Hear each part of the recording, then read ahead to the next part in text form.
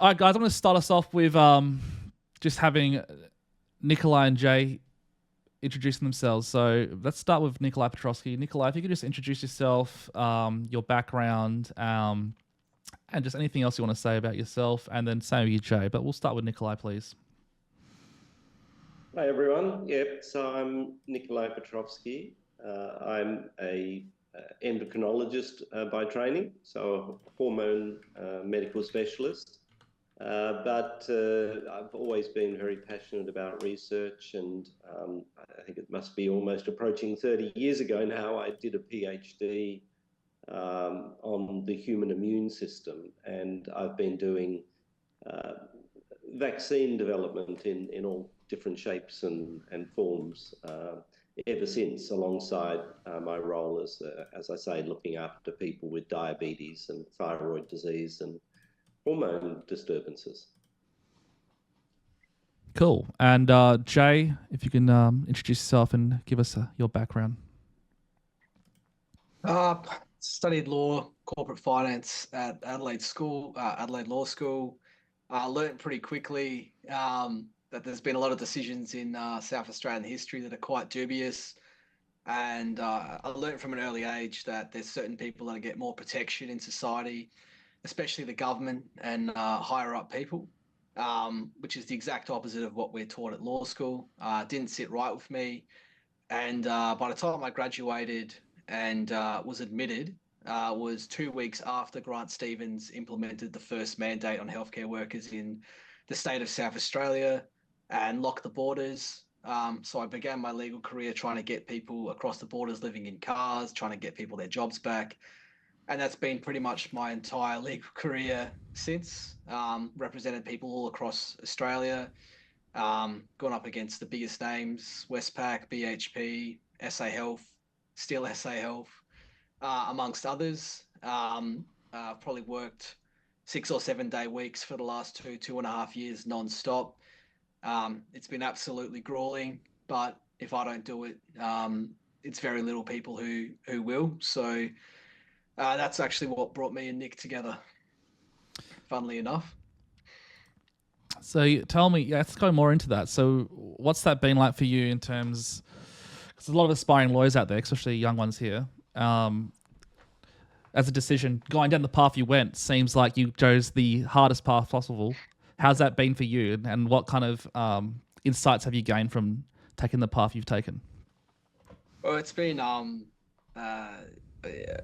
almost like a movie, honestly. When you're going up against these big companies, they're all represented by legal firms like Minter Ellison, Piper Alderman, Dentons, Clayton Utz, who all had vaccine mandates for their own lawyers. And as law students, you're aspiring to be part of these big law firms with big paychecks, especially coming out of law school, and realizing they may not quite have the human rights philosophies that the rest of us have. You really have to ask yourself, coming out of law school, do I go with what's right, or do I go with what is lucrative? And I learned that pretty bloody fast. A lot of people want to take these big paychecks and sort of lose themselves. And as I interact with the other lawyers, you develop connections with the lawyers on the other side, and you can kind of see in the back of their mind, they can see that what they're fighting for isn't right, and they'll often say things like, "Look, these aren't the views of me; they're just the views of my client." And I'm like, you can say that to me all day, every day, but you're contributing to what's happened to society in the last couple of years for your own paycheck. And to me, you're just as culpable as anyone else if you contribute to helping them. So it has been grueling, has been exhausting, but honestly, I wouldn't have traded it for anything. The last 2.5 years to start my legal career fighting for the people I fought for. Just in short, made over $50 million for SA Health employees who wouldn't get vaccinated. That's still an ongoing appeal. They were all dismissed, and you obviously know that recently they were sacked for not being vaccinated against COVID-19, and then that requirement was dropped. So you tell me, in a state where ramping is through the roof, understaffing's through the roof, you can justify sacking hundreds and hundreds and hundreds of workers for not being vaccinated against COVID-19 just to drop the requirement weeks later. that's the kind of stuff I fight. And that's what brought me into meeting Nikolai. As part of our arguments, we tried to say there's no real impact on transmission, and there are risks, especially to young and healthy people, where COVID doesn't pose a risk, but myocarditis and heart attacks do. And we found very quickly no one wanted to be an expert for us. Not almost a single person wanted to be an expert because they were scared of losing their practicing certificate. They were scared of ridicule. They were scared of everything. They said, why would we help you in a case that you're going to lose anyway against the government at the risk of our own careers? And so we lent on Nikolai for more than one expert report. He said the truth. He said the truth we all know is there, and he was the one who risked everything for our benefit, really. And that's the kind of courage very few people possess. And Nick has it, whether it's because he's extremely courageous or a little bit crazy or a little bit of both. Can't thank him enough for helping us out. And we as lawyers wouldn't be anywhere with the judgments that we've gotten so far without Nick's help. So just want to commend him for that. Perfect. Just quickly, I want to talk to the chat because there's a lot of them in right now. We see your questions coming in. So, guys, we will ask questions. So just keep writing your questions in, and we'll get to them after we finish with some proceedings. But, yeah, thank you for the questions. So, just quickly then, can we have a bit of a timeline breakdown of when you first met Nikolai to now and what that's looked like? And Nikolai, can you also provide what that's been like for you as well, so we can get both perspectives? So when the judicial review happened, obviously Nikolai's name came up, and we contacted him. We had conversations with him about how to take on the scientific aspects of these mandates. And we read his expert report for the first time, and it was flawless. It just completely eradicated the entire logic of the entire Australian government. We're talking ATAGI, the TGA, the Commonwealth government, the state governments, all our chief public health officers look like preschool children compared to Nikolai. They would often try and respond to him with people like Paul Griffin, who had extensive conflicts of interest that were never disclosed, such as being paid by Pfizer, AstraZeneca, Moderna, and everything. So that's how it all started. We were both completely passionate about not forcing someone to have a vaccine against their will at the punishment of losing their job. And that's, I think, where we really connected, me as a lawyer, him as a scientist. And we both realized this is just going to make everyone vaccine hesitant. You can't force something like this. And from there, unfortunately or fortunately, our success in court has been very, very made us very skeptical of where the allegiance of our court system really lies, and whether Australian judicial officers really have the courage to say what they need to say and the truth that we put before them constantly on a weekly basis. Whether Nick's representing one of my clients or hundreds of other clients across Australia and New Zealand, that's really where the timeline begun. 2.5 years later, we're still in all of this. We're still going, and now I'm actually representing Nick himself, who's been basically pariahed by the state of South Australia and targeted for his views and for helping South Australians. So that's probably the most succinct way of describing the timeline between us. Nick. Yeah, so as Jay says, I'm a pretty passionate scientist. I mean, even as a kid, I love science, and so I've always wanted, I guess, to not just do medical research, but actually change people's lives, and find new treatments, new ways of doing things. And pushing the boundaries, because there's some aspects of research which are quite safe. That people focus on one little area which is of interest to them, and they spend their life teasing away at it. What I guess I wanted to do was do something um, I guess, big and have impact, which everyone talks about when they're writing grants, but it's really hard to do, because what you suddenly realise is it's like it requires almost 100 different specialties or knowledge across 100 different specialties to actually to achieve that. It's not as simple as just understanding the science. You have to understand manufacturing, you have to understand, human clinical trials, you have to understand different animal models and how you test drugs.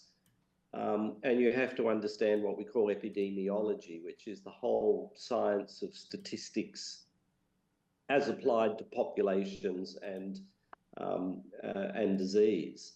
So it's incredibly challenging because you can't just wear one hat; you have to wear 100. But that means you become really immersed in the problem, so when the last 20 years I've been doing pandemic, vaccine work, because I got funded after 9/11 and the anthrax attacks by the US Recording in government. progress. So, that's a big area of mine is how do we deal with pandemics when we don't even know they're going to happen, and how do you prepare for them? How do you design a vaccine for a virus you don't know exists yet? So when COVID happened, needless to say, this looked like a moment in history, a chance to really put Australian science on the map, do something remarkable, because we'd been training for it for 20 years. But unfortunately, nothing is as simple or as straightforward as that. And so, we've been on a roller coaster for the last 4 years, trying to deal with the science, the challenges, both scientific but also political. And also because we were, I guess, at the heart of the pandemic science, because you can't develop a vaccine unless you're absorbing everything that's happening globally, all the papers, trying to predict where's this virus going, what's it doing, how is everyone else's vaccines working, how's our vaccine different. So when people like, Jay and Stuart Lindsay before that approached me and said, look, we want someone who can break down the science of vaccines to us and just explain, what is known about COVID-19, what is known about these new vaccines, because they were all new, including ours. I mean, the virus, we didn't even know it existed pre-2020.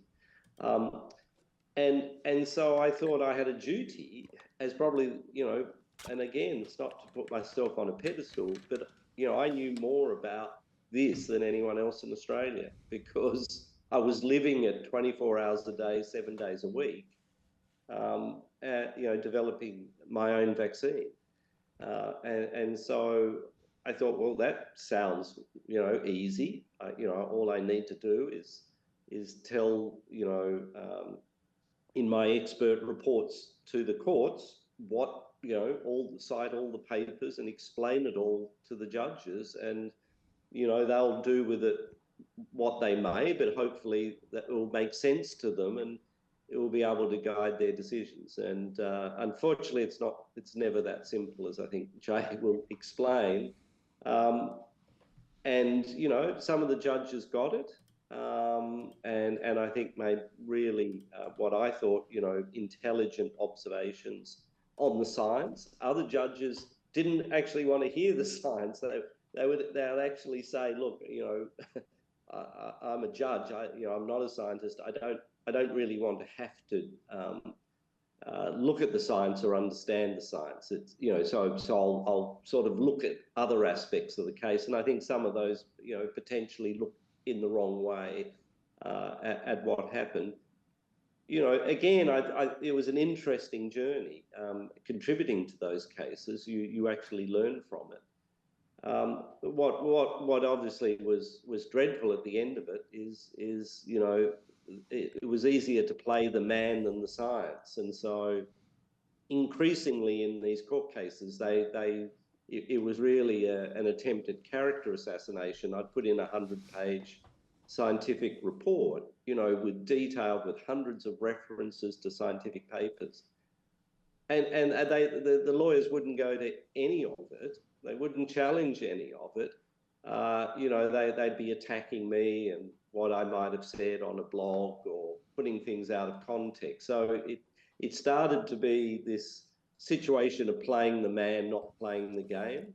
And then it got really, obviously, dirty over the last 12 months, where it's destroy the man and, destroy the game and, take down his research as well as him as a credible scientist and expert. And that's been really, really tough, that last transition from, as I say, just attacking or trying to,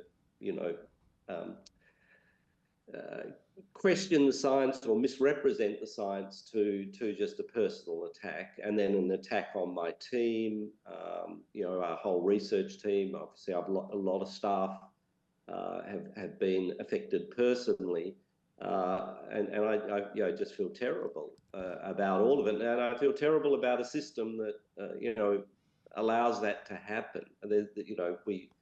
Somehow we have to fix that, because my job as a scientist is to speak the truth, and people do what they may, but I don't think I deserve to be destroyed as an individual for just trying to share my knowledge with others.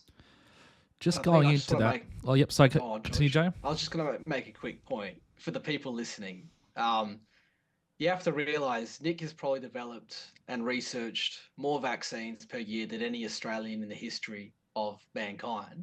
Yet if he was in a courtroom today and the current advice from the government is that a single dose of a COVID-19 vaccine, even one administered 3 years ago, is superior to your natural immunity, even if you caught the latest variant of COVID-19 vaccine, right? Of SARS-CoV-2. And Nicola would attest to that. You could get a doctor with no qualifications in virology, vaccinology, immunology to show up to the court to represent an SA Health or an ATAGI or a TGA or a BHP or a Woolworths or a Westpac. And 99.9999% of judges in this country would accept the evidence of that person and of ATAGI's logic and not question it, even if that expert was paid by the same vaccine companies that they were pushing, and would not consider a single thing that Nick would have to say in a courtroom, right? That is a reality of our court system in this country. And the Australians need to know that I'm not lying, I'm not exaggerating. That is word for word exactly what would happen in this country right now. So just going into a little bit about all that was just encapsulated. Nikolai, what has that been for you on a human level? What's that been for you dealing with that? And how have you carried yourself through this, like on an emotional, spiritual level? Because I think a lot of people want to have a little insight into what it's been like dealing with everything in such a dramatic way. Well, as I mentioned, it's been a roller coaster, and we've had some amazing days, like the day our vaccine got approved in the Middle East. It's a lifetime achievement. As I think Jay said, the last vaccine that was developed in Australia that got all the way to approval was the Q fever vaccine, developed in Adelaide by Barry Marmion in the early 1980s. So suddenly we realised we've developed the first Australian vaccine for humans in just over 40 years.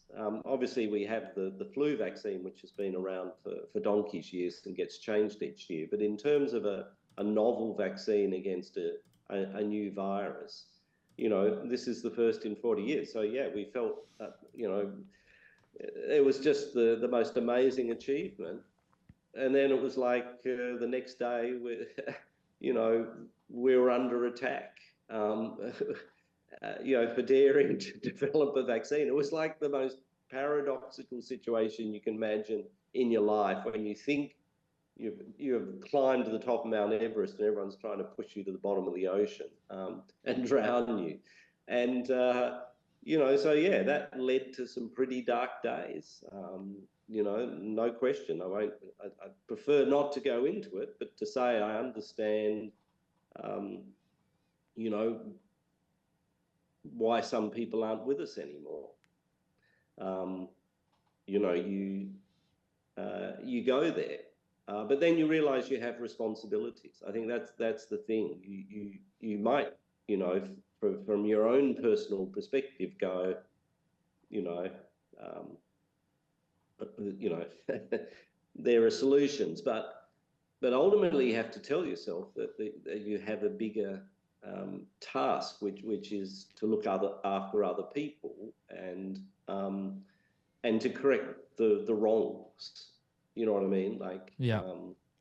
And so you just force yourself to keep going. And I think Jay and I have had all-nighters, and and as he says, it's just day, night, it never stops. If we spend a day in court, I have to spend all night trying to catch up on the science and keep that going, the research going. So it's insane, but it's like, yeah, you just have to tell yourself this is the reason I'm on the planet. I just have to suck it up and deal with it, but it ain't easy. Yeah. And as I say, it can be a struggle, but I guess if you're spiritual or you believe in humanity, you're sort of not left with a choice. It's unfortunate, as Jay says, is it crazy? But I don't think it is. I think it's that's what makes humans humans. We all have to look after each other. And if you have a gift, or I've been very fortunate in my research. I've had a lot of funding from the US government. I've had some brilliant scientists working with me. It's been a real pleasure, and I have a duty to give back, and that's by giving back my science, including expert reports to the courts, even if the consequences of that are pretty dire on a personal level. Yeah. And I think that's why so many people connect with you, Nikolai, not just as a scientist, but as a human being, because you can see the love coming out of your work. And it's hard to see that, even with politicians and scientists these days. Everything's quite robotic. But with you, you still have that old school scientist kind of vibe, that's to say. So that's, I think, a big factor in why you have such huge support. Like, looking at the comments now, lots of people are just sending love. So yeah, what I got out of that, what you just said, is that love has got you through all this, and that's a really powerful message, especially now with the mental health crisis we're dealing with in Australia. Oh yeah, absolutely. I just wanted to say two things on that, George. So obviously, the last 2 years, ramping has been a massive issue, and it's directly related to understaffing, and these mandates have clearly caused understaffing to the point where you could almost correlate the resignations, people not re-signing contracts, people quitting and being terminated, with actual deaths of people waiting for ambulances and everything like that, right? Who's orchestrating that is Grant Stevens, your police commissioner, and Nicholas Spiri, your chief public health officer, led by your premier Milanauskas, right? These are people who were put in position to make our lives better, to make South Australian lives better. And they're taking these active steps to make us weaker, sicker, and have a weaker system of protection in public health, right? Then you hear someone like Nikolai and what he just said, and you go, wouldn't a logical government promote Nikolai's message and promote someone like Nikolai and his research and his dedication to research? And while I won't go into extreme detail about his case while it's live, he is being destroyed. His research is being destroyed. They are trying to kick him out. We have told them, why does this even have to go to court? This is, whether you have an indifference with him or not, medical research and the protection of the people of South Australia is more important than any little differences you have between people, right? The research is more important than everything, right? That is the medical ethical code, and the research code and even the animal ethics code that they all adhere to. Yet all of that has been thrown out by the people I've just mentioned with absolutely no recognition of anything we're talking about or what I'm saying. And I have to say, I am not exaggerating. This is the reality of what is happening. Nick's research is potentially going to be destroyed, especially his cancer vaccine, if he isn't allowed to continue to do his research at the Flinders Medical Centre for your benefit, for my benefit, for all our benefits, not just the people currently in the trial who could potentially survive if they're given this up-and-coming cancer vaccine, which has shown promise in the past. And these are people with terminal stage 4 cancer who have tried everything, right? This is their last hope. Whether it works or not is irrelevant. If they don't have it, that is it, right? That is Australians' lives right now. And we are being stopped from being able to save these people's lives and develop this cancer vaccine and generally push research forward in the cure for cancer, which is going to affect all our lives, all our parents' lives and our kids' lives. And we've had to go to the federal court. That first instance, they've rejected the notion that our research was important enough to justify an injunction, right? We're going to be there tomorrow. That's all I'm going to say for now, because I know a lot of people are aware of this and want to hear an update on it. But the thing I want people to take away from all of this is we shouldn't have to go to court to get this over the line. We are fighting for humanity and for society and for your lives, whether you know who we are or not. And your own government, your own taxes in a cost of living crisis is being going towards them and their legal team to destroy us and therefore destroy the benefit that you get from people like us fighting for you. Everyone needs to understand that and feel that and realize that's the Australia we live in right now. I just want to make that point very, very clear. Thank you. And we've had a lot of people in the chat ask, how can people help? And it's been asked quite a bit. So I think people generally want to be able to help right now. Is there a way for the public to help? And what's the best way they can help? Personally, I'd say awareness. I'll give you an analogy, and I regret that I didn't know this 2.5 years ago, or I know it now, is when they required you to be vaccinated to be a nurse or be a teacher or anything like that. Even if you wanted to get vaccinated and got vaccinated, but you were against mandates, you could have said to your boss, I'm not going to disclose my vaccine status, so I can't come to work tomorrow. What are you going to do when 80% of us can't show up to work and our entire public health system, education system, policing, all of that falls apart? They're going to have to scrap the mandate straight away, right? That takes awareness. That takes Australians actually educating themselves and understanding the world they live in and the players in this game and the way the game is being played right now.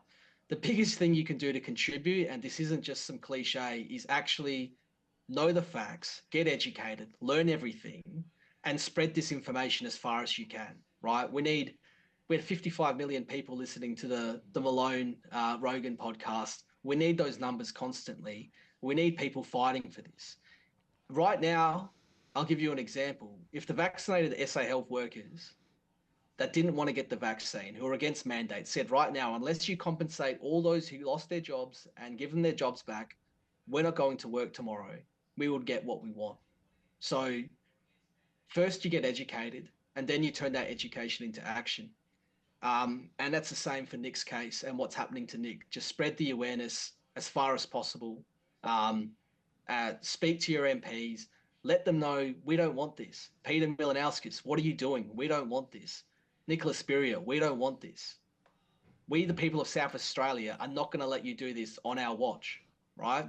We cannot trust, the Office of Public Integrity or the Independent Commission Against Corruption to do what we've asked them to do. And I'll tell you why. 4 years has passed, they've done absolutely nothing. We are the Independent Commission Against Corruption. Us as people, we're the ones that hold them to account, right? So if you can do anything you can do to fight that, do it. That's the way I see it right now. It's the most important thing you guys can do. Nick, what are your thoughts?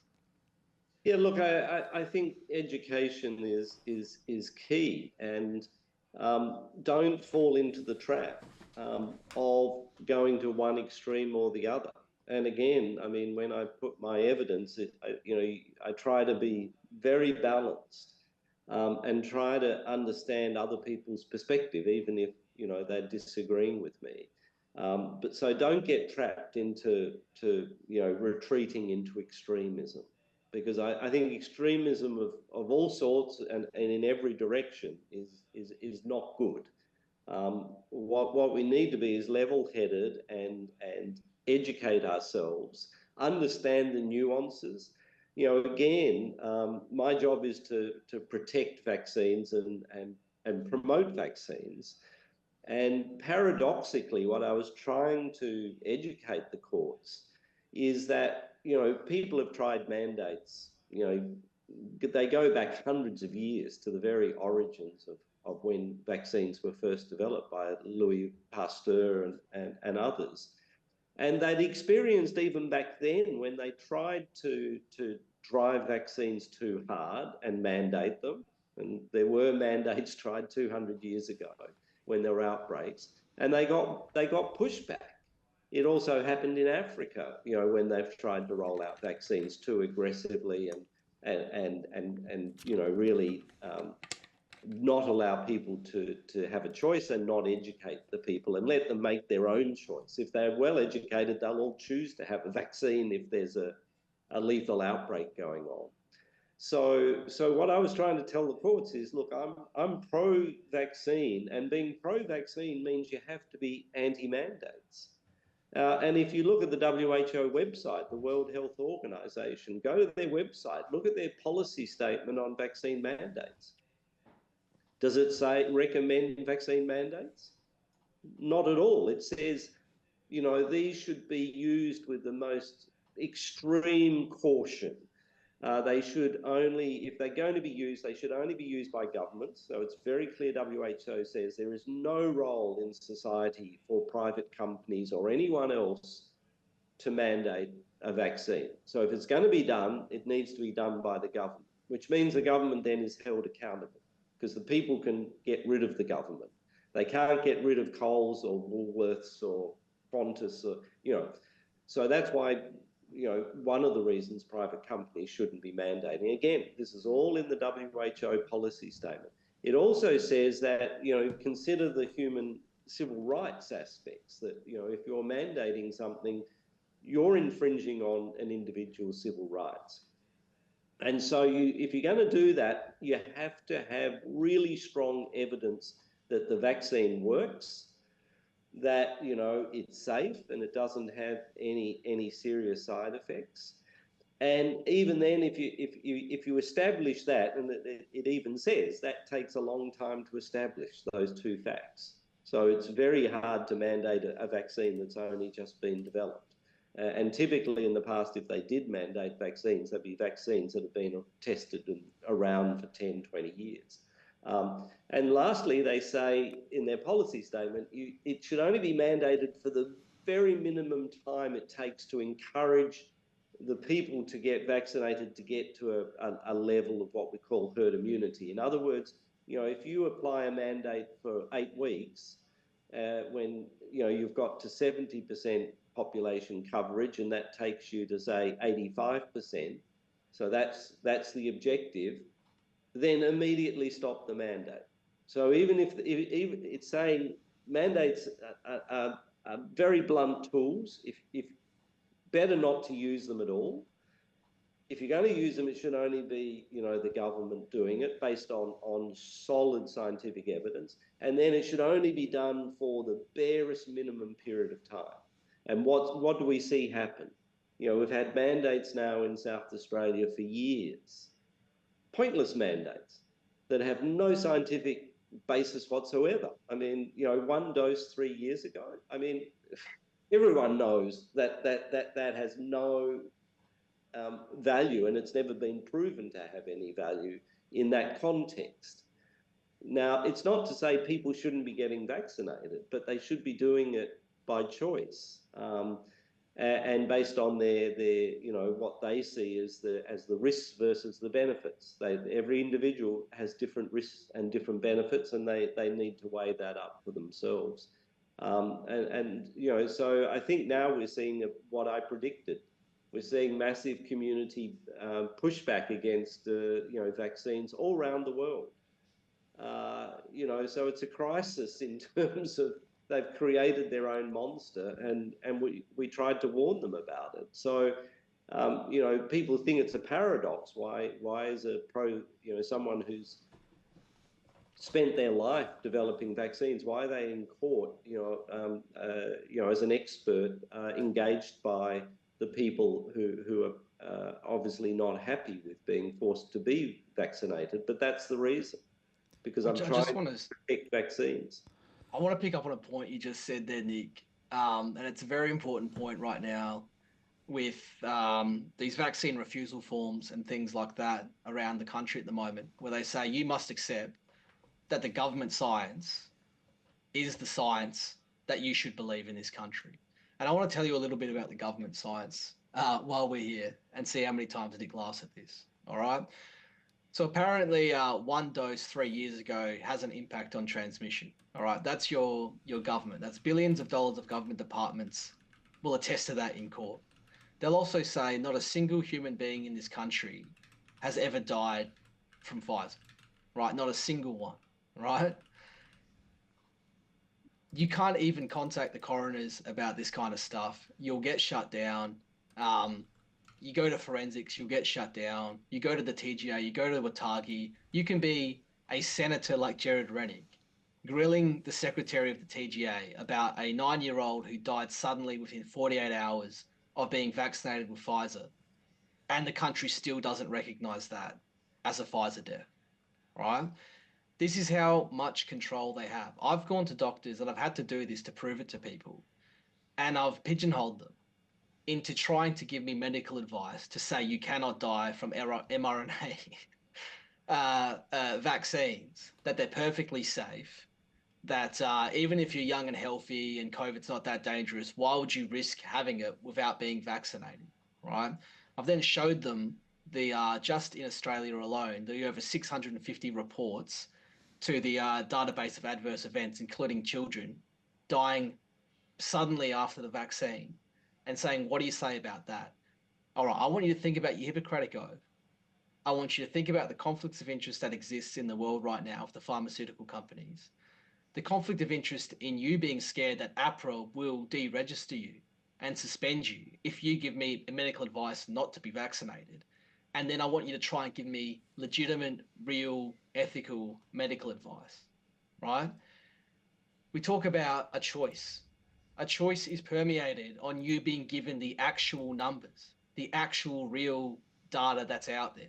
That has been muddied and destroyed and hidden to the point where no one really knows what the risk benefit is of these vaccines, right? And we may never know that. So the philosophies that Nick is speaking about only exist in a world where your government is acting transparently and ethically. And the question becomes, why would the government not act transparently? Why would they not act ethically? Obviously, in that hypothetical situation, there's a corruption that is in there that is justifying and controlling enough of them to want to act in this way. And you ask yourself, who could be doing that? Who could be pulling those strings? And what would the reason be? And the reason is almost always power and money, right? And so you need to understand that the governments have been captured significantly by pharmaceutical companies with multi-billion-dollar profits to manipulate data, manipulate stats, hide deaths of Australians, of Americans, of everyone around the world for a profit, to the point where you literally have to risk dying just to keep your job. If you don't see that and you don't understand that that's the world we live in and have lived in for the last 3 years and continue to live in right now, if you don't know anyone who has died suddenly following vaccination, or heard at least a story of that, if you don't know anyone who suddenly had a sudden onset of cancer, and whether there can be a direct way of explaining that scientifically yet, doesn't matter. It's clearly there and is not recognized in the slightest. If you were to say this in court, you would be called a conspiracy theorist. You would be called crazy and absolutely run out of town. So you need to understand the ethics that Nick is speaking about is where humanity and the world should be And it's exactly where we're not. And I think that needs to be said. And maybe, Jay, if I could moderate some of your comments. You know, what I would argue is it's very hard to get to the real data. You know, I try really hard to for my own benefit to understand what's going on. You know, what are these signals of, you know, excess mortality? You know, are they, what are they linked to? Are they linked to the infection? Are they linked to the vaccine? Are they linked to the stress of lockdowns? You know, um, and it's frustrating because, you know, if it was anything else, you know, we'd have oodles of data. We'd have thousands of epidemiologists looking at the data, arguing about the data, some saying it's this, some saying it's that. And we, you know, from that, you can sort of go in and get different perspectives. And from that, you sort of make your own assessment. Okay, I think that this group is probably right in how they're interpreting it. And, you know, that's how we linked lung cancer to cigarette smoking. And, you know, and it's now well recognized the cigarette companies ran smoke screens and bought off politicians and bought off doctors and researchers for decades so that message didn't get out and to prevent, you know, what was already, you know, well established that there was this strong link. So we know that those sorts of things unfortunately have happened in the past, and that it's no longer a conspiracy. But if 40 years ago you'd got up on a platform and said, oh, look, you know, smoking causes cancer and the cigarette companies are making billions of dollars at deliberately buying doctors and politicians to stop people knowing that, you know, you would have been labelled a conspiracy theorist. Now you'd be labelled as some missionary, you know, brilliant scientist who saw the truth and pursued the truth. So we have to be really careful, you know, not to label anyone who asks questions. And as long as they do it legitimately, that you know, so that's what I'm saying with Jay, he needs to ask it as a question. You know, is there a link between, you know, an mRNA vaccine and sudden death? But to pose it as a fact, you know, without the data, that we shouldn't be doing that. Yeah. But we should be saying, to be honest, we don't know. And again, that's in my reports. I said, you know, there is no data on long-term safety because it's never been used before, certainly not in hundreds of millions, in fact, billions of people. So, you know, again, it's about being centered and not trying to exaggerate, you know, any which way. But unfortunately, the government have exaggerated on their side, you know, with some of their messaging, and pretending that, you know, everything's absolute, that there's nothing on the planet that's 100% safe. Yeah. You know, so, but they've tried to unfortunately project that message, and again, once people realise, well, that can't possibly be true. Well, if the government's lying to you about that, what else are they lying to you about? You know, like, so that's what I wasn't. What I was annoyed by was not that they were promoting vaccines, but that they were dumbing down the science to the point where it actually wasn't truthful what they were saying. Yeah. And similarly, about, you know, to do with transmission. There was never any evidence that these at a population level could stop the pandemic, you know, in its tracks by stopping transmission. There were scientific studies that suggested, you know, if a few people less get infected at one point in time, you know, you can artificially show it's like it's not really transmission, because transmission is something that happens in a population, but you can show that, you know, this person had less chance of giving it to this second person. But that had no impact because whether they infected 5 people or they infected 6, the virus was still going to keep spreading. So again, they twisted that messaging.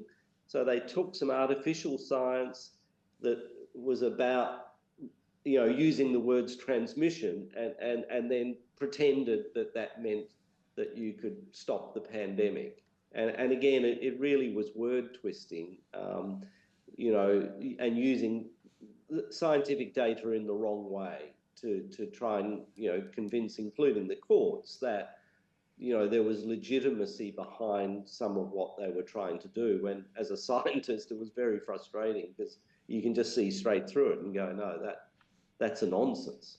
But obviously, if they have people who are willing to tell the court that nonsense as experts, then it's one expert against another. And that's where I think the court really struggles, because the judge ultimately isn't a scientist, so he can't tell which of the scientists understands the data better and which one is potentially even telling the truth. Well, the data's not even correct to begin with.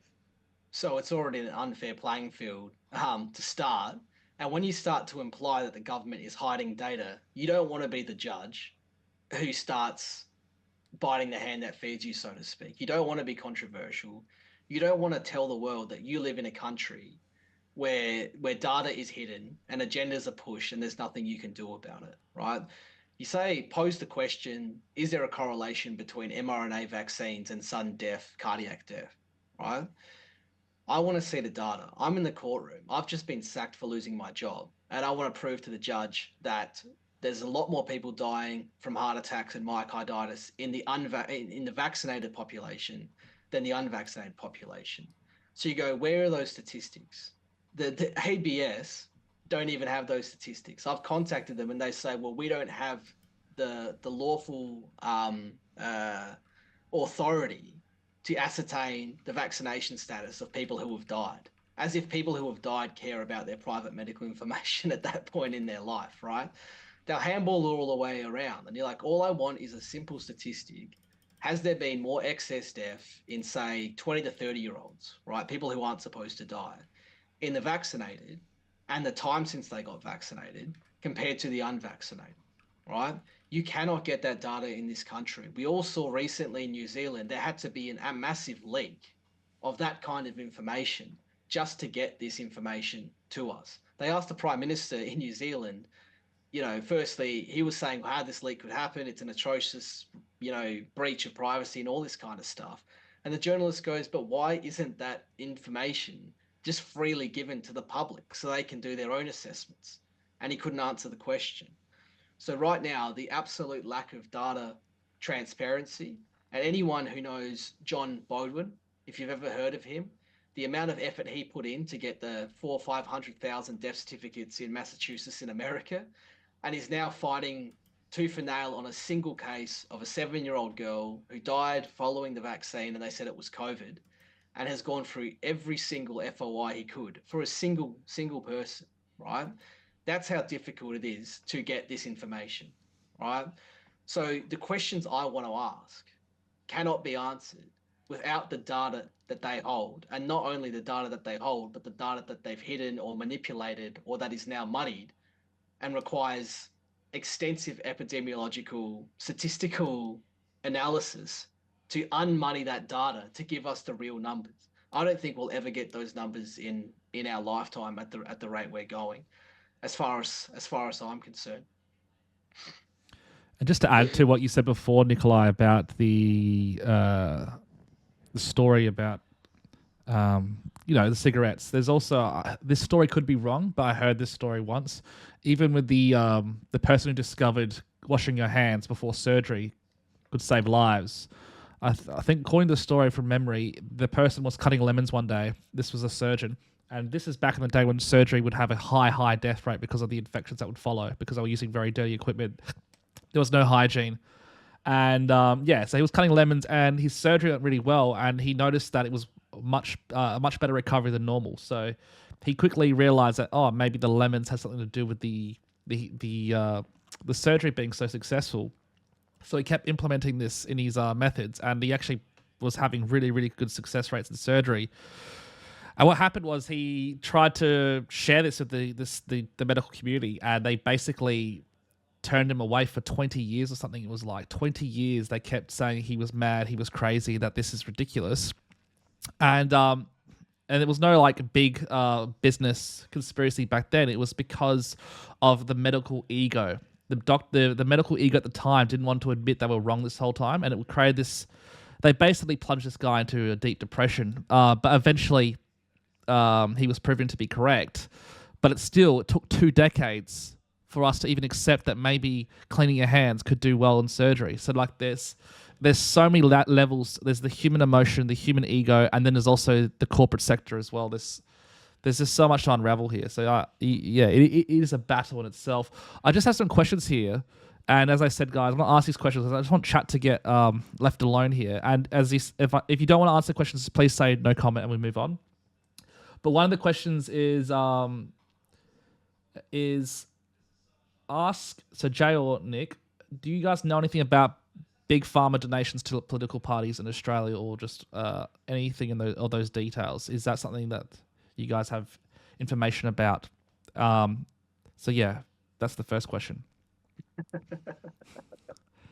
Yeah, look, I don't know. I mean, I presume it's on the public record what is directly donated, but you have to remember it's a big industry, and so pharma have a lot of influence because they employ a lot of people,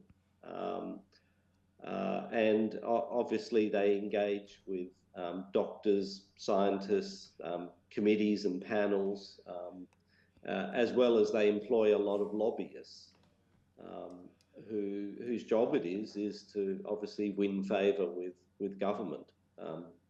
So yeah, I don't think it's about necessarily how much money they donate to the Labor or Liberal Party, but how much money do they distribute in Australia generally through all their activities. And money unfortunately does buy influence. In many different ways, and that's why we have regulations that attempt to I guess control the industry. So the industry isn't free to just do whatever it likes, but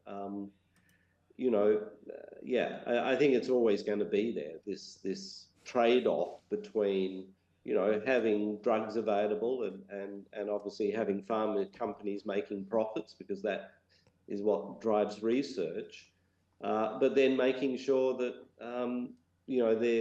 their influence isn't out of proportion to their contribution. And so I think it is a real juggling act. I don't think there's ever going to be a perfect solution to it, and occasionally it will get out of balance and out of whack, and that's not good, obviously.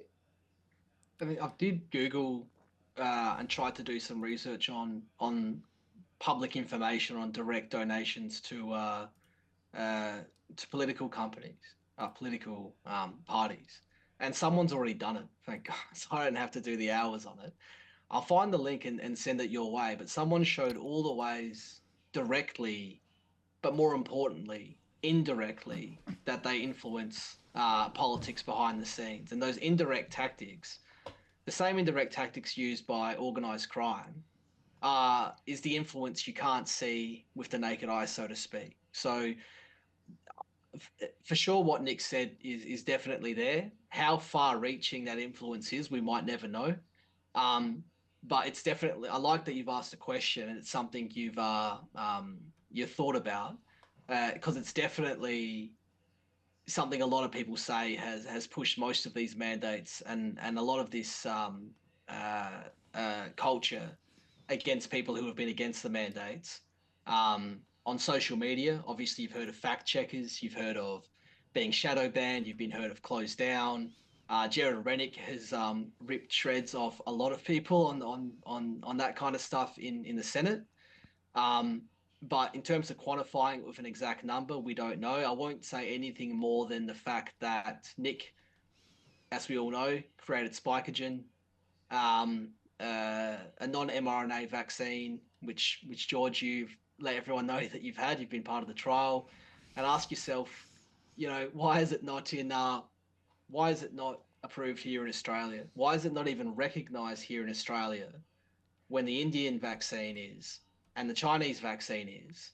who, surprise, surprise, supply the most students for massive educational profits for universities, why are they approved, but Nick's vaccine, which is highly safe and effective and approved in Iran, not approved in Australia? So that should answer some of your questions without going into any more detail than that. I've got another question here. This is a bit more of I think it's a law question, but maybe Nick, you have an answer to this as well. But this is I think this is a personal experience someone had. Is it a mandate if your employee books the vaccine jab for you at your desk at work without asking? I felt pressured. I was working in the transport industry and the side effects were very painful. It's an interesting question because I think a lot of people found themselves getting vaccinated because of that kind of pressure. People would come to you, your parents would come to you and say, "Hey, I booked your vaccine in," without even asking you, to imply that it goes without saying that you go and get this vaccine, that you don't even get a choice because your choice was always, "I was going to get it." And when you're psychologically, friends with the people you work with for years and years and years, and you're so scared of being ostracized, they'll push you. And they know you're so close to just caving in out of fear of being condemned to being an anti-vaxxer that you'll go and get it. So me personally, I love that kind of law in saying that is borderline coercion. It's psychosocial manipulation. And whether the courts say, look, you need to be more strong-willed and say no to that is the question. So I'd love to explore that that concept a lot more. But I'm telling whoever asked that question, you're not alone. Um, and the amount of teenagers that approached us at Old Port Chambers and said, "My parents are going to kick me out if I don't go and get the booster or I don't get vaccinated," and things like that.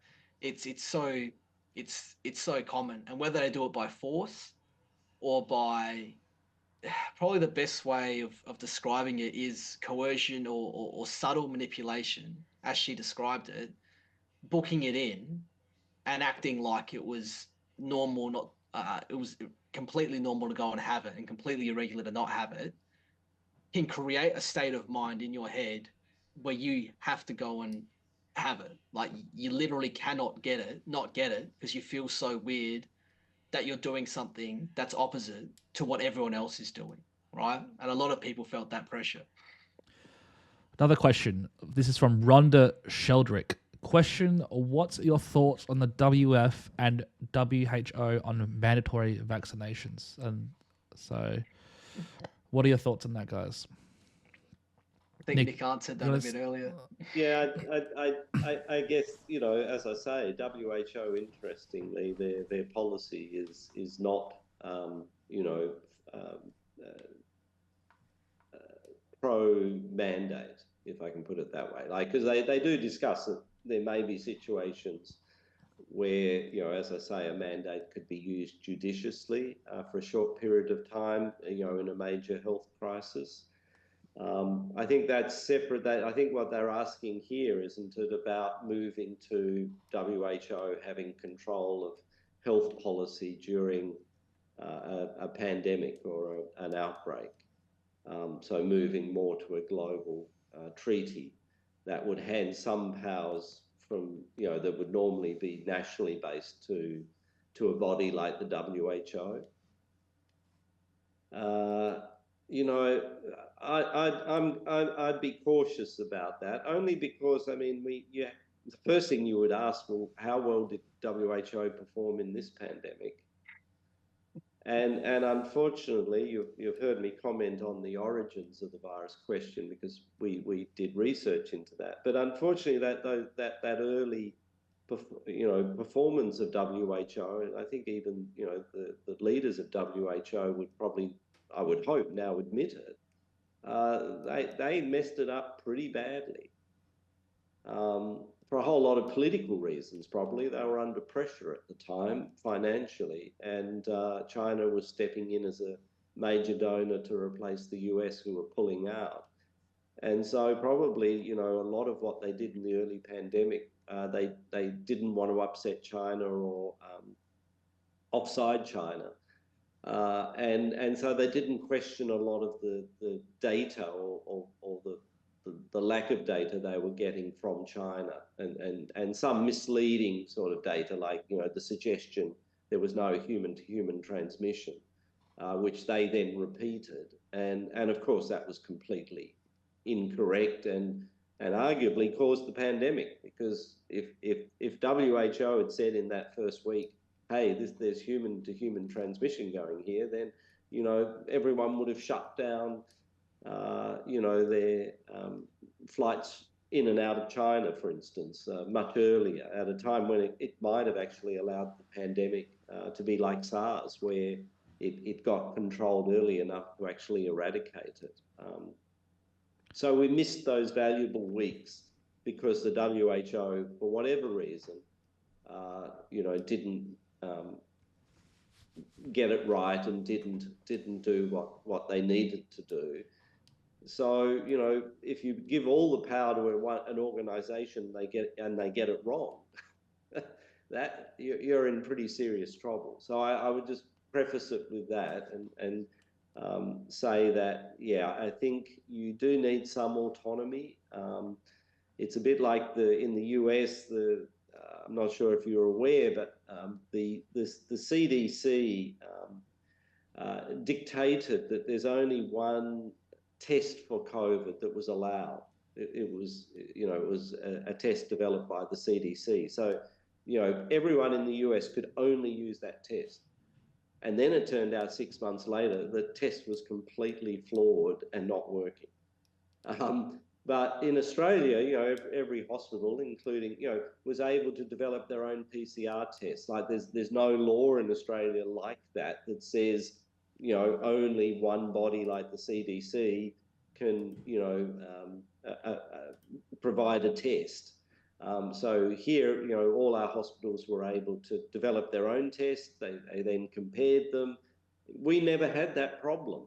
So there again is a classic example. You centralize things and that central body gets it wrong, you know, you're in terrible trouble.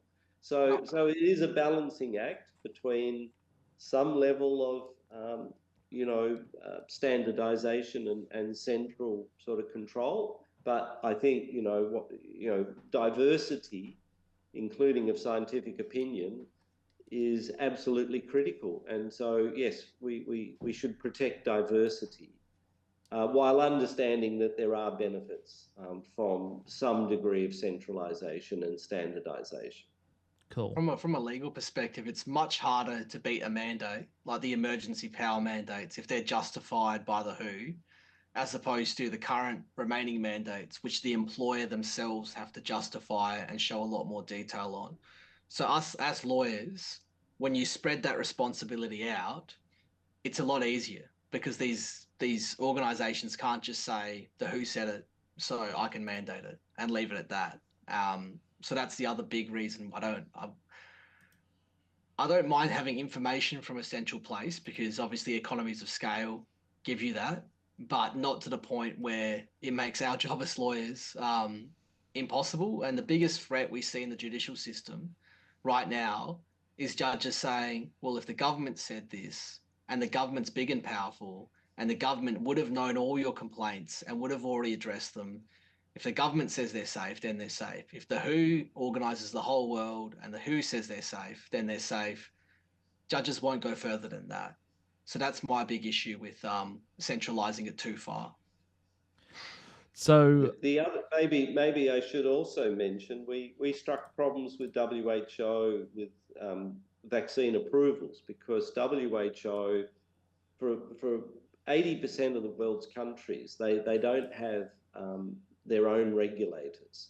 And so they rely on the WHO to actually act like their drug regulator, like the TGA in Australia or the FDA in the US, which gives WHO enormous power, because, you know, they approve a Chinese vaccine that can now be sold in like 140 different countries around the world with a single WHO approval, mainly the developing countries, but not exclusively. And, you know, they basically, after the first 10 or so vaccines, they mainly approved the Chinese, the Indian, and then some of the US vaccines. they then shut the door and just to the approval process. In other words, it wasn't about, looking at a vaccine and saying, oh, it doesn't, meet the standard. It's we're just shutting the door. So none of the rest of you, it doesn't matter how good your vaccine is, we're not going to allow it into our assessment process, which essentially made a monopoly for those who got through the door early. And they were all the big countries that are big donors to WHO again. So, not saying that that's improper, but obviously there are problems when you have that centralized control and there's no way to beat it. Like, how do you challenge the WHO when they've locked the door to other vaccines that are coming through the pipeline a few months after the first few? So again, I think there is evidence that there are dangers to giving too much power centrally to anybody or any government for that matter. Yep. Very interesting. Another question, and this person's from Ireland. Actually, it's not a question. They're just kind of telling you something. They said on the 24th of May, they are trying to bring in the pandemic treaty in Ireland. This is a viewer from Ireland, by the way. And they're basically saying that these are unregulated bodies. So that's their opinion on that. Another person has asked, any opinions on the eSafety Office trying to ban people for talking about the lack of efficacy in the vax? So just to add some more context to this, the Prime Minister and some other members have been going on about the eSafety, especially with the Bondi Junction attack, about stepping up the censorship of social media platforms, especially for pages, and shutting down different pages. What are your opinions on the eSafety and what they're heading towards right now? I'm happy to start there, Nick. It's a big thing in law. And you can start with fact checking and say, well, you could say something truthful. Who decides what's truthful or not? It's the same with the misinformation bill. You say the COVID-19 vaccines aren't safe and effective. Someone else says they're safe and effective. Who's not telling the truth, right? So it's good in theory. You want to stop the dissemination of misinformation, because if you give out bad medical advice, legal advice, or any advice out there and people follow it, society's worse off. But if you censor good advice not to do something and you promote bad advice, which is profitable, which is what we've seen the last few years, that's where the danger seeps in, right? It's a good principle, but when it's manipulated by corruption and profit-driven and, all of those kinds of things, we saw when Joe Rogan did the Malone and McCullough podcast, he was almost ran out of the industry.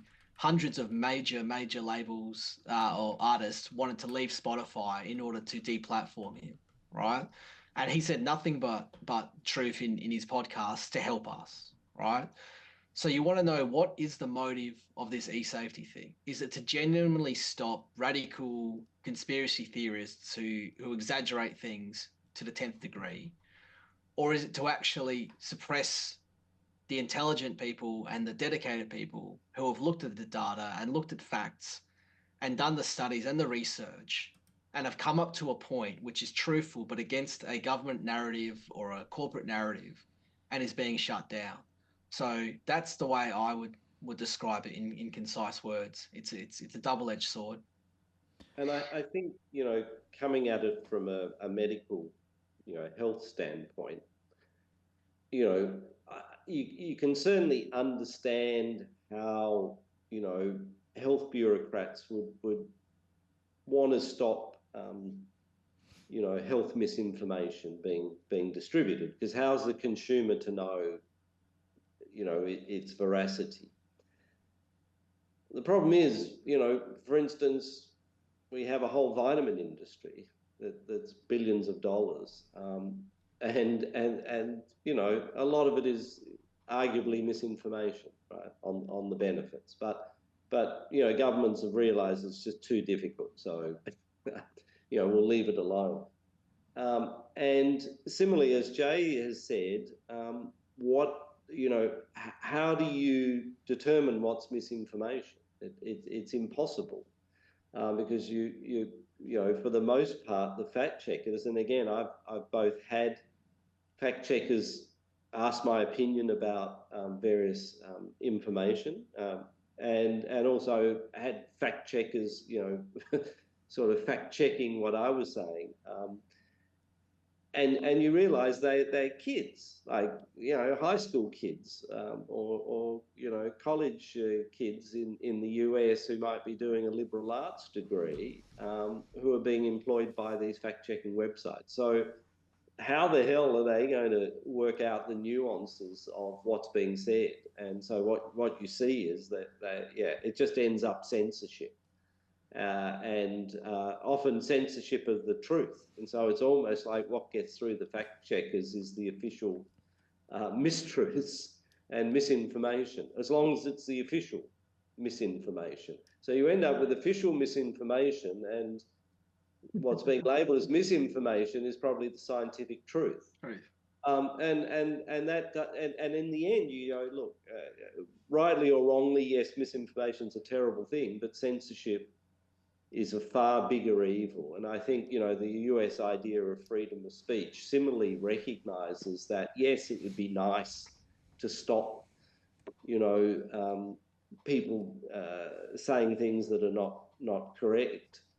But the price is just too great, because, if you get it wrong, it's a bit like 200 years ago or whatever, anyone who suggested the earth was round would have been fact-checked and deleted.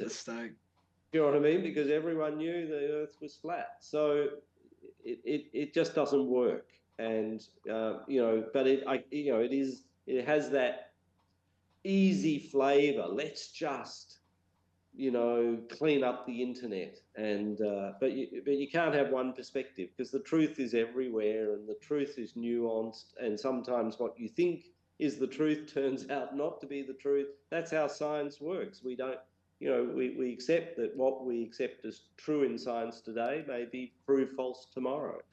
But we'll never find that if we start fact checking, particularly if we fact check, the science. That would be like nonsensical. The fact checking of the science is sold to the highest bidder to an extent. So I recommend everyone listen to people like Robert Kennedy and Malone, McCullough, and others, and listen to people on both sides. Read the books and look for people. So a book like The Real Anthony Fauci, which has some of the most aggressive accusations of Tony Fauci. RFK has never been sued for a single thing in that book, right? So if someone's not suing you for defamation, then 90% of the time it's because you're telling the truth. So really go out of your way to look at what's being suppressed in society and going, is it being suppressed because someone's trying to sell snake oil and it's clearly, like a home remedy that someone's ripping people off on? Or is it being suppressed because it's cutting out pharmaceutical profits for example, right?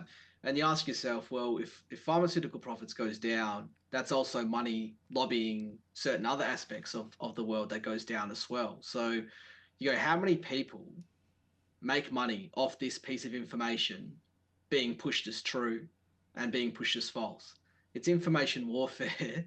And it's since the advent of the internet, it's exploded to levels that humans have never seen before. And Zuckerberg, I think everyone can thank him for creating Facebook at the time, but less than 15 years later, and the power it has to disseminate information all across the world in all sorts of different ways and manipulate who becomes president and things like that.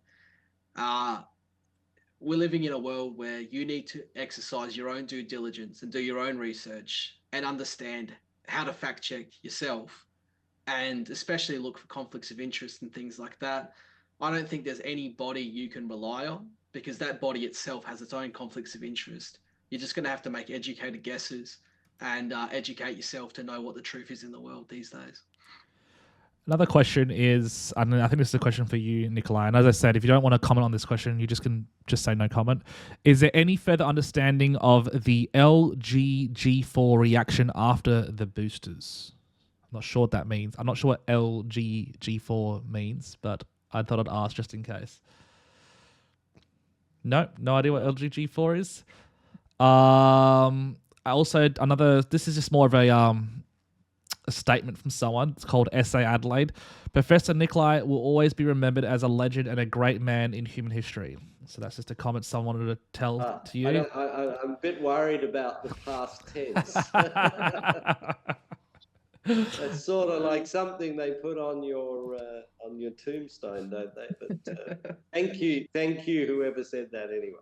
Oh, okay. The person who wrote the other question just meant to write it. I don't think he just means any reaction after boosters. Is there any more further understanding of it? So what's the furthest understanding, I guess, in the scientific realm of your contacts in regards to the safety of this in the most PC way possible? Well, I think the simplest is to say we're still learning. And, when obviously at the time the mRNA vaccines were released, there was a belief that there were no unique side effects. In other words, all vaccines give you a sore arm and flu-like symptoms. mRNA was particularly at the severe end of that spectra, but again, that not out so far out of the park that it couldn't get approved. So it wasn't obviously till it was rolled out that these reports started to come in, and initially they were dismissed, and but increasingly it became clear that it was causing myocarditis and pericarditis. And since then there's been a few other signals. We still don't quite know where they fit. Are they real? Are they not? And now we're slowly getting more what we call mechanistic data, which is what does the mRNA do when it gets into the body, when it gets into cells? And there's some really interesting science just slowly emerging. It's been difficult because I think up till recently, even if you did that type of research, it would never be accepted for publication because, again, there was a filter that we don't want to upset people, we don't want to upset the government messaging. Therefore, the safest is just not to let people see any of the science, or don't let the science get published. I think slowly over time, some of that data is getting out. And so we are seeing, some interesting phenomena in at least in cells that suggests that it could be interfering in some of the cellular signaling, but just what that means we don't know. We also have data on the switch to IgG4, which is a particular type of antibody that is not normally associated with protection against viruses. It's more about if you get exposed to a protein for a long period of time, you tolerize to it. Again, people speculate about what the significance of that might be. That IgG4, is it mean you're more likely to get an infection with COVID, once you lose your protection? But again, there's just a paucity of data out there really to say what it means. So we know that they're doing unusual things that we don't see with other vaccines, which suggests they're working in a different way. But what the ultimate meaning of that is, we need more research, and unfortunately, not a lot of research is being done because again, it's not an attractive area to go in. Exactly. Because you'll be targeted, and there's no doubt about that. That if a researcher were to start exploring those questions, they're going to could be the end of their career. So not surprisingly, the sensible one look elsewhere. I'll ask you, Nick, who would fund research into vaccine injuries? There's no profit there. It just discourages people to get a vaccine. So usually in the world right now, people use $1 to try and get $1.20, $1.30 back. Like you're looking for return on investment. Where's the ROI on investigating the safety? The only thing I can think of is a competing vaccine to say, I'm going to research the competitors' vaccines to show mine's safer. Otherwise, the government's pushed all of this. Why would they want to research their own mistake? Who's incentivized to fund safety in vaccines? No, it's funny you raise that because the NIH they do have a particular grant program which is called vaccine safety, but which I think I tried to apply to many years ago.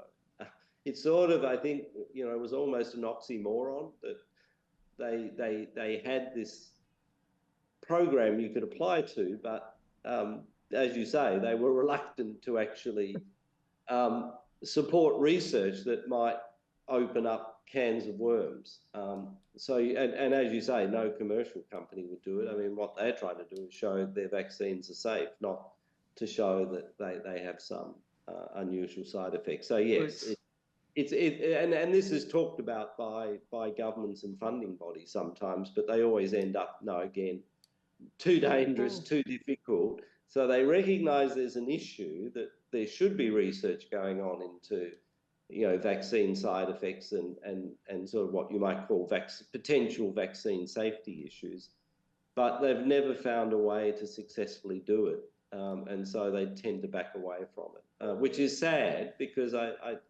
we should always be trying to make our vaccines safer because, as I said, it's not an absolute. I mean, they can be safe, but they can't be 100% safe. So whatever they are, we can make them better. And I guess that's what I've been doing for the last 30 years, is really trying to work out how to make vaccines more effective, but at the same time actually make less side effects. Well, one thing you bring up a lot in court and in your expert reports is the risk-benefit profile changes depending on how old you are, how susceptible you are to dying from the virus, right? If the risk from a vaccine is equal, say, across all ages, but the risk of dying from the virus is absolutely minimal to none for someone young, then you're obviously more inclined to get a benefit to risk profile in your favor if you're in those older categories or you have comorbidities, right? So if you personally could have promoted the COVID-19 vaccines in 2021 and during the Delta outbreak, who would you generally, let's say someone has got no natural immunity at all, so we won't talk about that yet, and your two options are, I'm either going to contract COVID for the first time vaccinated or contract COVID-19 for the first time unvaccinated, which groups would you have given which advice to? Let's say it's 2020 or 2021, really early on. Yeah, look, I think that, it was clear that the elderly, people over 80, had incredibly high risk of death from COVID. When we had the Delta variant, that was before Omicron came around, at the beginning of 2022. So we were looking at 25, 30% mortality rates in nursing homes in Australia. The risk benefit is just, if you have a 30% chance of dying from the virus, even if you had a 10% chance of dying from the vaccine, not suggesting that's the case, but any idiot can see that the benefit is greater than the risk. But, as you say, if you have a healthy 20-year-old where that, they have very, very low chance of mortality from the infection.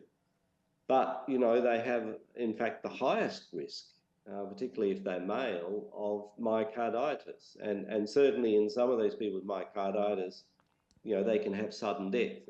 And there's now well-documented cases of that where the myocarditis has caused death. And in fact, the TGA has reported a young girl where their own panel decided that it was vaccine-induced myocarditis that led to her sudden death.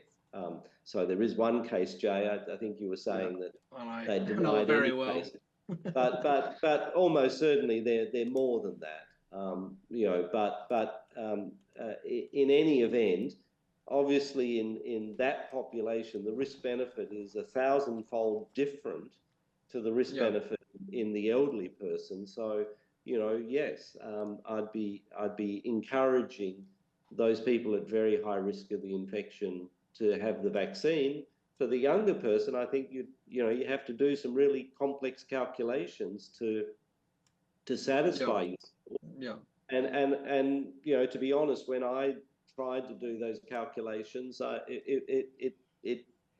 certainly with the mRNA, because I also had to factor in, well, we don't know a lot about it, so there may be hidden risks, so that's a risk in itself.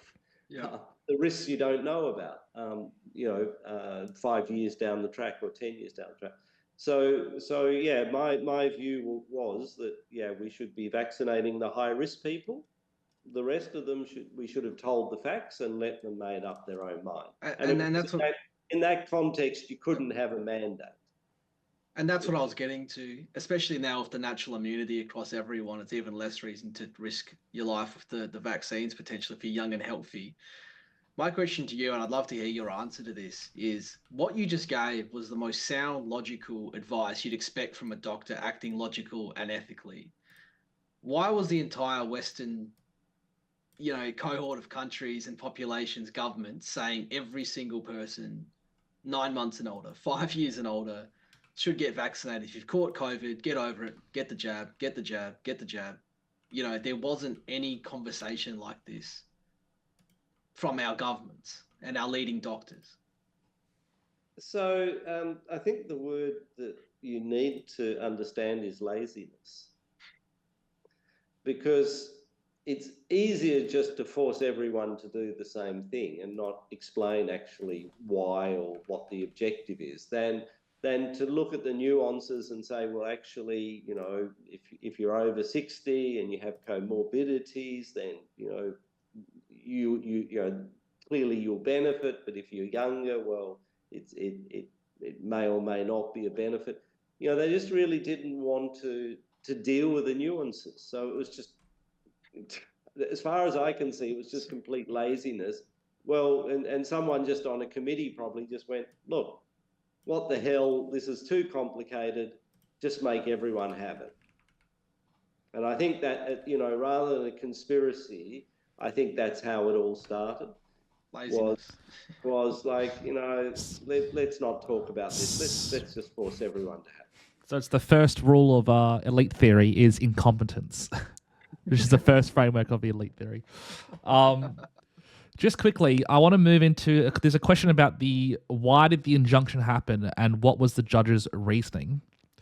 So if we could, are you allowed to even comment on any of that? Or Yeah, obviously as lawyers, we can't be too critical even when we don't like what a judge's decision is. As lawyers, we're supposed to keep people's faith in the public system. And often we get angry because our own case loses. Doesn't mean it lost illegally. But I'll explain less than 24 hours ago what happened. So essentially, in a nutshell, the case was about whether you don't like what Nick has said or you have issues with him being an expert or anything like that, and you want him gone, he still has ongoing research, right? The research is above and beyond Nick. He's already got approvals, animal approvals, virus approvals. He's got whole research teams. He's got people waiting for his data to publish, to create books, to further medical research. And above that, he's even got people in his own trials, right? So regardless of what the state government and Flinders University think of him, he needs enough time to find a new place to continue his research and finish the research he must do in Adelaide, because there's certain experiments you must repeat in the exact same place because you can't repeat them somewhere else. If you repeat them somewhere else, the original experiment is essentially useless, and the mice that died or were experimented on and suffered due to the research essentially had their lives wasted, right? Everyone knows this.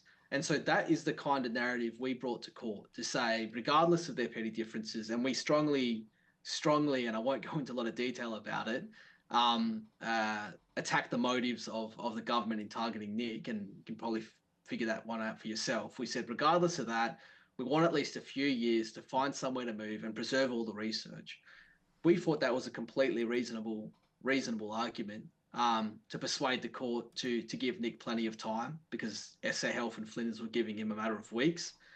And basically, in the easiest, simplest terms, because this stuff wasn't in writing, because Nick originally started his career with an employment contract, and all of the research and everything like that was done together with the university and with the Department of Health together as a team to try and achieve massive public health goals. There wasn't a lot of it in writing. And you'll find that since the 80s, 90s, and 2000s, a lot of these collaborations didn't have a lot of things in writing because everyone just worked together. There were gentlemen's agreements, and everyone knew that the science was more important than the individual components of it, regardless of people's differences. And as you said, George, there's a lot of egos in medicine and science, right? And so the judge, and this is formulated towards our appeal, basically said was just putting too much weight, in our opinion, on the lack of things in writing, rather than the fact that Nick's been doing work there for nearly 20 years straight. And the judge essentially said there wasn't a case that there was essentially even a contract between the parties. And you just ask yourself, how can you have millions of dollars pass, massive research tasks done for years and years and years and years and years and years, all these publications out there, and you're trying to tell the world that there wasn't some kind of contract that justified, if the parties didn't like each other at any point in the future, a long period of time to be allowed to move on somewhere else. And if you look at any other commercial arrangement in history, they're often given a year, 2 years, 3 years to move places. But medical science is the most complicated, difficult thing to move in the world, because you still have to continue doing experiments while also moving somewhere else and doing experiments in that other place. So 6 weeks, 12 weeks was insane. We had affidavits from independent scientists, top level Order of Australia scientists, coming and saying this is absolutely insane. And the judge went for a technicality, to all of our surprises, which is why we're back in the federal court tomorrow, to essentially push that these technicalities create a way too harsh result right now.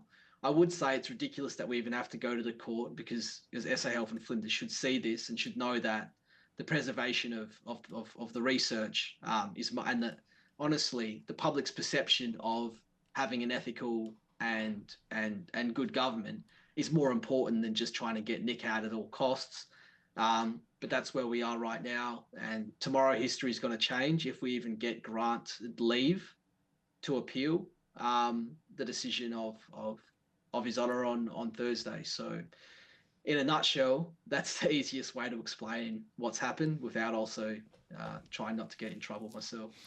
Yep, fantastic. Well, thanks for providing that update. I guess there's a few questions here. One question is directed at you, Professor Nikolai Petrovsky. Are you going to be working or collaborating with others who are researching the stuff Big Pharma doesn't want to touch? And now, so I think what they're trying to get at is, what is the future for Nikolai Petrovsky? Like, if you could publicly say, what is your future hold? Like, are you kind of like unleashed this mad scientist onto the world who can do anything he wants now? What are you going to do? Or are you just going to focus primarily on the great work you do with the cancer treatments?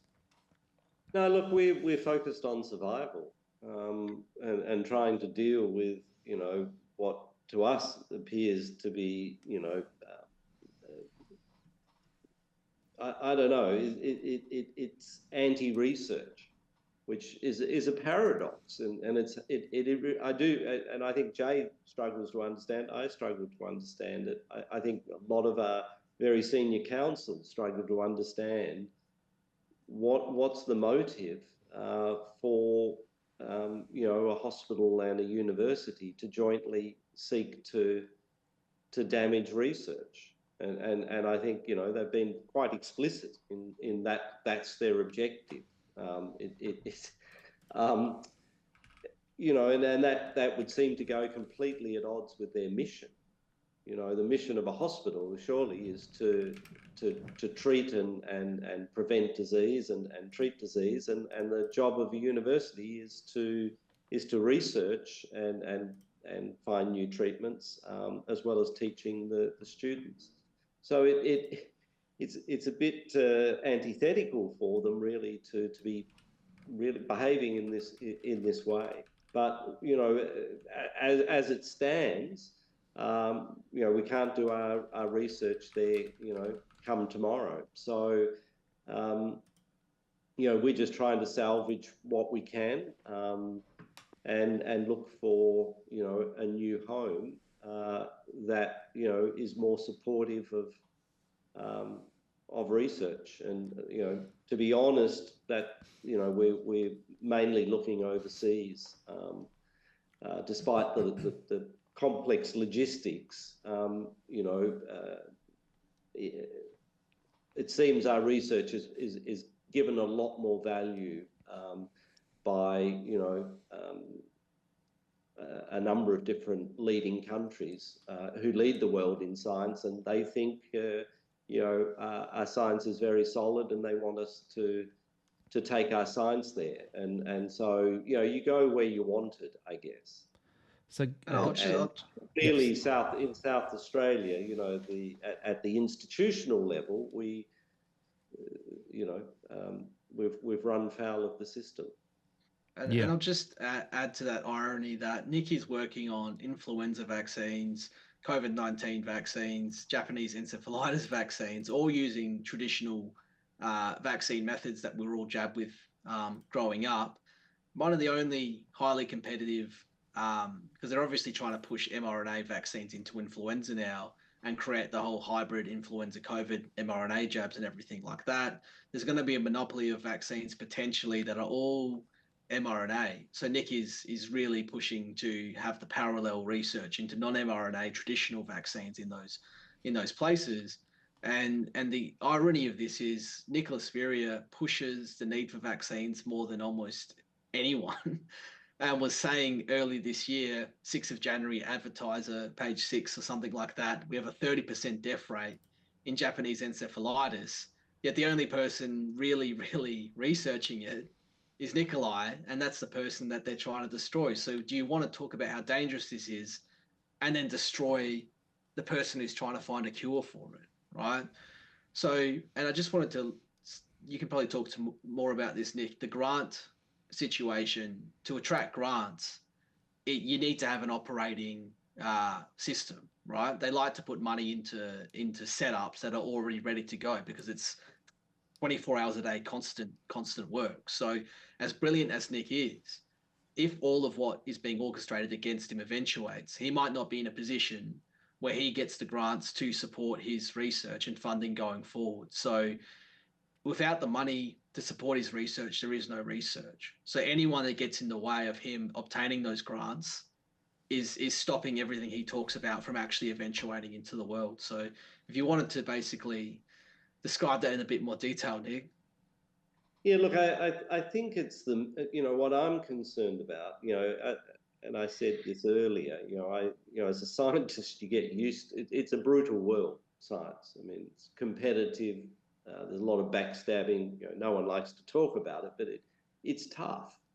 And you have to compete for a few grants. So you have a thick skin. You don't survive as a scientist unless you do. But what I'm concerned about is not so much, as I say, just the personal attack. It's what does it communicate about the importance or the value that's put on research, by institutions in South Australia, but Australia more broadly. And it seems that we, in recent years, we've seen this move away from, particularly by the universities, away from their core mission, being, to look after public good, to do research, to educate, to encourage debate, to becoming, money-making factories, driven, to be honest, by incredibly highly paid, vice chancellors who are now on multi-million-dollar salaries, just as if they were a CEO of a BHP or a private company. And so they're changing the mission of universities to be, essentially focused on money and profit. Bit paradoxical because technically most of them are not-for-profit organisations, but I think that when I say profit, what I mean is growth. That means that the CEOs and the people running it again become more powerful, and their salaries go up commensurate with that, because they argue the bigger it is and the more money coming in, the more they should be paid. So we've moved to this corporate model of universities in Australia, and I think they've really lost their way. And so what's happening to us, is being repeated. And I'm finding all of these academic groups around Australia all saying the same thing, and worrying about how do we stop this, because it's not what universities should be. They're meant to be centres of learning, and they're not meant to be just completely profit focused. Because otherwise, for instance, with the research now, they say we'll only support research that gets us the most money. And in fact, I think some of the evidence has been directed in that way. It's saying Nick's not generating enough money for us through his research, because I reinvested all in building the research. So it's not about making profit for either myself or for the university. It's about the profit is the increased learning and knowledge that we publish. We don't get paid for our papers, but in truth, that's the output. And again, it's just so disappointing, and it's not unique, I think, to the local institutions. It's happening throughout Australia, and I'm worried about the signals that it's communicating to the particularly the younger students coming through, that they should only, for instance, go into research if they're going to do something really lucrative. Whereas the most important questions in medical research are often the least profitable. Yeah, as we discussed earlier. So that I think is a terrible. We're heading back to the dark ages, you reckon, Nick? Well, hopefully not. But I think we're going through some challenging times where we have to look at our institutions and pull them back to where they should be. I think they have drifted, and obviously the number of foreign students and the money that universities generate from foreign students, everyone talks about it. Again, it's a corrupting influence. Does it mean that the standard of education goes down in order to pull in more foreign students? Absolutely. We've all seen it. As academics, we teach these students, and we've seen the decline in standards. Yeah. And again, that is it's going to be bad for our society going forward. So we have to find a way to fix it. But so I think what's happening to us is really just a reflection of what's happening in these institutions, and they're changing, the importance they put on pure research as opposed to what I would call profitable research. I think when you're going through surgery 30 years from now and your educated surgeon brings out a hacksaw and a Makita drill, you'll realize that we've gone too far in the wrong direction. So stopping that future from happening, starts now. So I'll just ask, and I know we could go on about it for a long time. How do you slow it down, and how do you fight back against this profit-driven university culture? Law's no different. Medicine's no different. Science, it's all about making profits and not about making humanity better and furthering humanity and humankind like it used to be decades ago. Personally, I just think we have to find it within ourselves to fight and wake up every day and say, I need to do actions that make humanity better, not make me a profit and someone else a profit, and control our desire to have more lucrative lives with bigger houses and more things like that, and stop seeing the world like that. I don't know, it's rich saying that cost of living crisis right now, but honestly, we need to change our minds. And I don't think maybe TikTok or social media has influenced people from their teenage years to obsess over money rather than the furtherance of mankind. But we need more influences like your Jordan Petersons and yourself to tell people life is about fighting for humankind and making lives better for everyone and getting rid of net suffering across the world, not about making yourself rich. And the only way I know how to do that is to keep spreading that message as far and wide as I can. I do a lot of free tutoring. I do a lot of pro bono legal work. The reason I do pro bono legal work is to tell people in the world there's still lawyers that will fight for you because they want to fight for you, and the fact that you're suffering, not to take $500 an hour off of you, right? It's exhausting. But if everyone did the hours that me, you, and George did to fight this kind of stuff, the world would be better overnight. So, me personally, to see the world be the world we want it to be and not the world it looks like it's becoming, you have to spread the message and you have to set an example. What do you two think? Well, Look, I agree with you entirely. I think what we've seen is the lack of community. That the community's been broken down, and part of that is obviously or a lot of the old communities were driven by religion, and that's where people came together on a Sunday, and whatever their faith, it drew all the people in the village together. So they got together and they shared ideas, and it brought together a collective purpose. Like, we're all here to help each other because we're a community.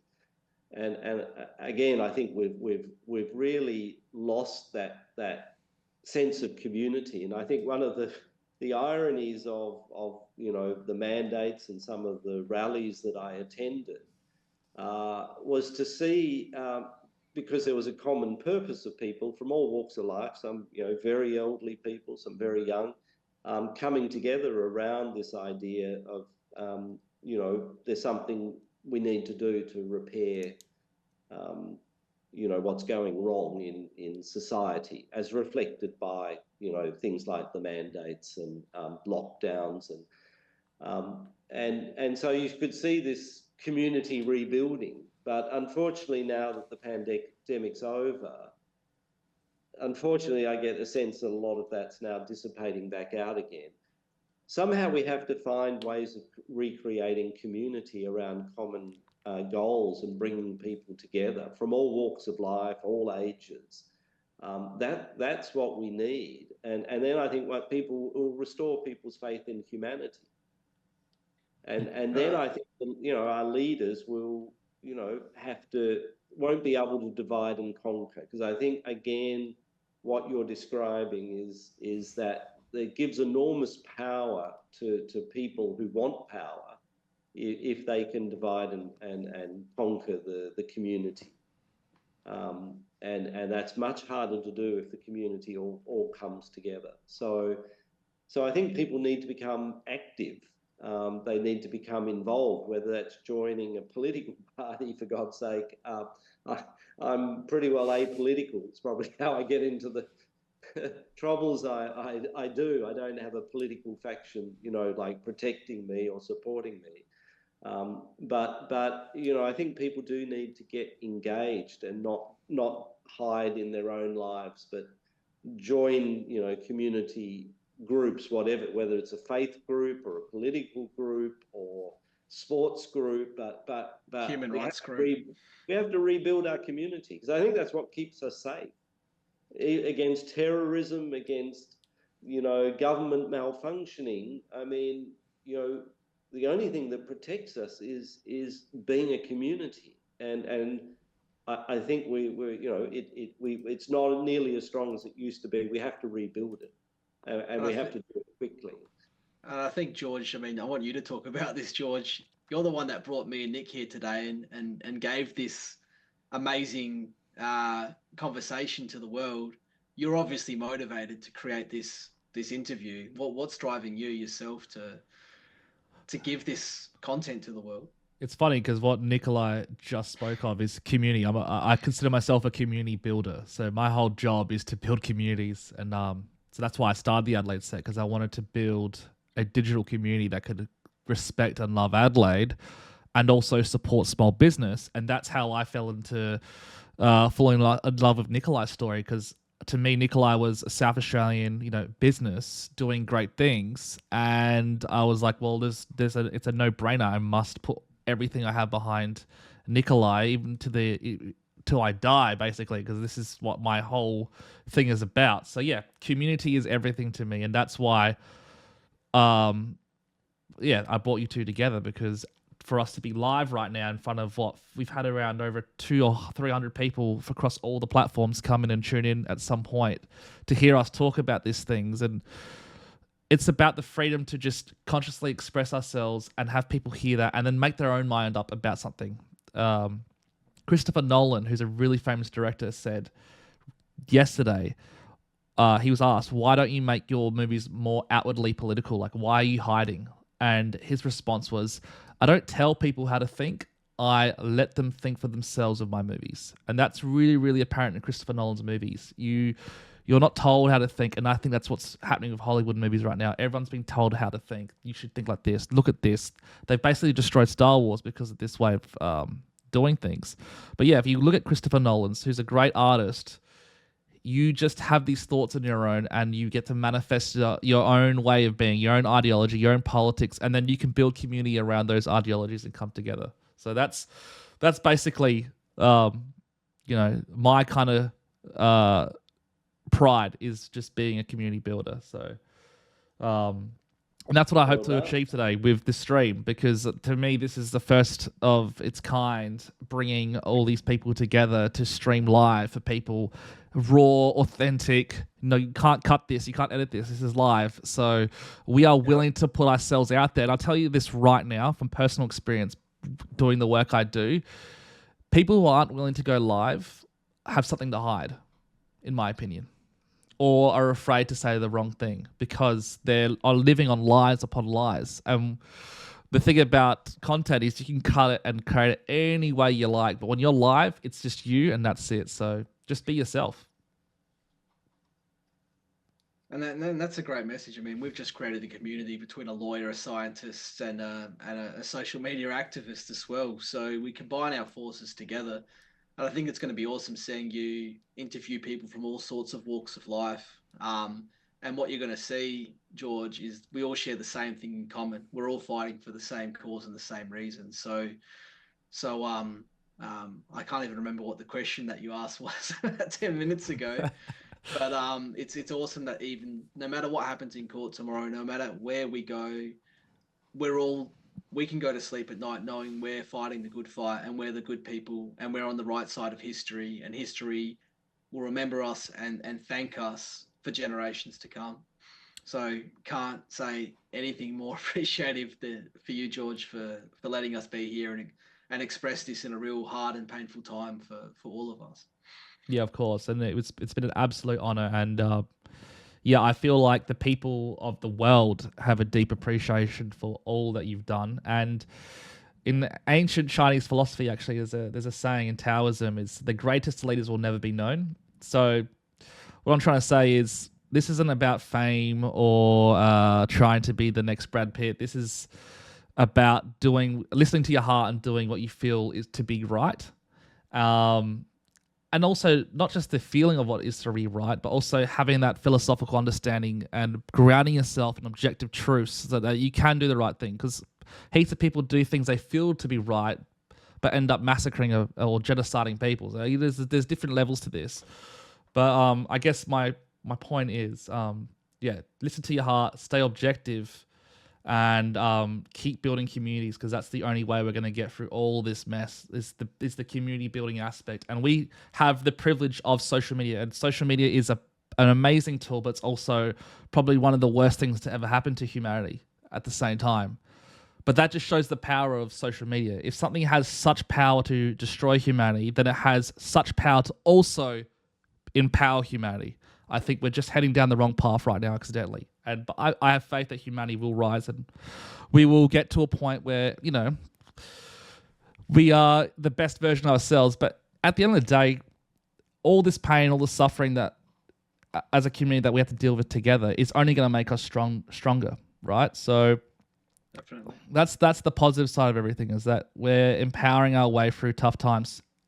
The end game is we're going to be better off as humanity. So whatever happens with Core or with ever in the future, we're only going to be a better versions of ourselves. So I think that's why people are so curious in knowing Nikolai's future, because it feels like out of all the darkness, there's this light there still that's going to just shine out.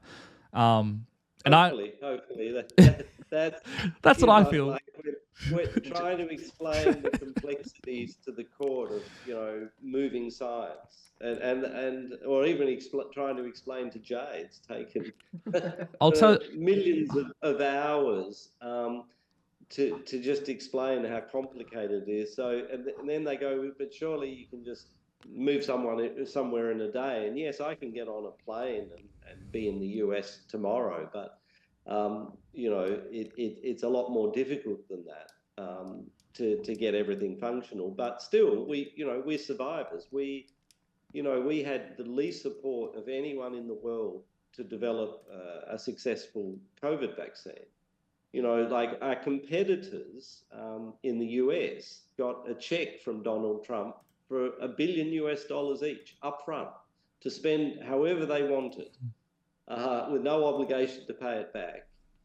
And we managed to beat them, and particularly Novavax. We managed to get our approval a few weeks ahead of their first approval, despite not having those resources. So yes, we'll pop up somewhere and hopefully do great things, just as we did with COVID. But the really exciting, I think, program is the cancer program.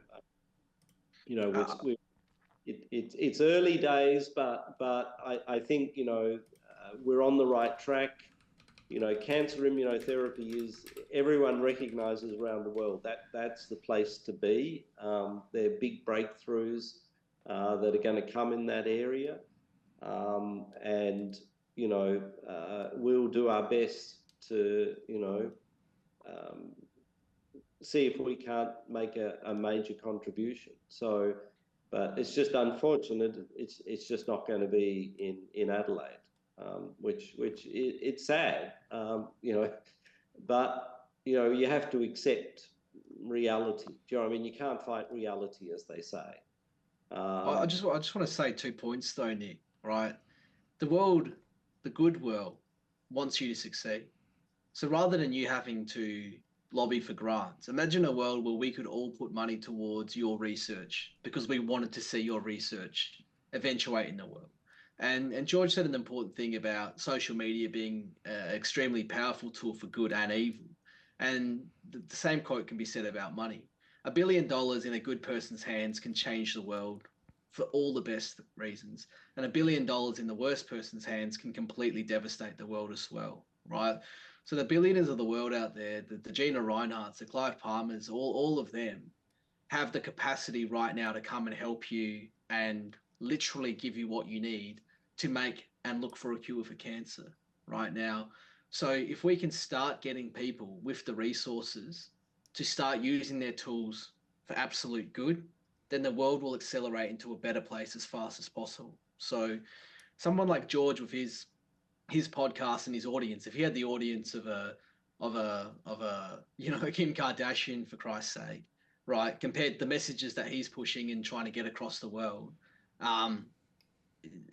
TikTok would be full of great educational information and interviews like this, not the crap that's out there getting 50 million views a day and whatnot. So if we can change the world so the resources are in the hands of the people that use those resources for good, then we could be living 1,000 years in the future in 50 years from now. So I think that's a really, really important point.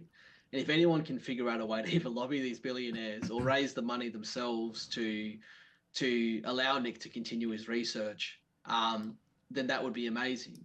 And if Nick doesn't get the court in his favor on tomorrow, and for whatever reason financially can never continue his research again, we can never forget this story, that someone with the expertise, talent, and drive for human rights and humanity of Nick was destroyed by the world at all of our expense. We can never, ever, ever, ever let that story ever be forgotten, right? Because if you push back cancer research by 1,000 years, That's 1,000 years of people's parents, children, siblings dying from preventable cancer that didn't need to happen.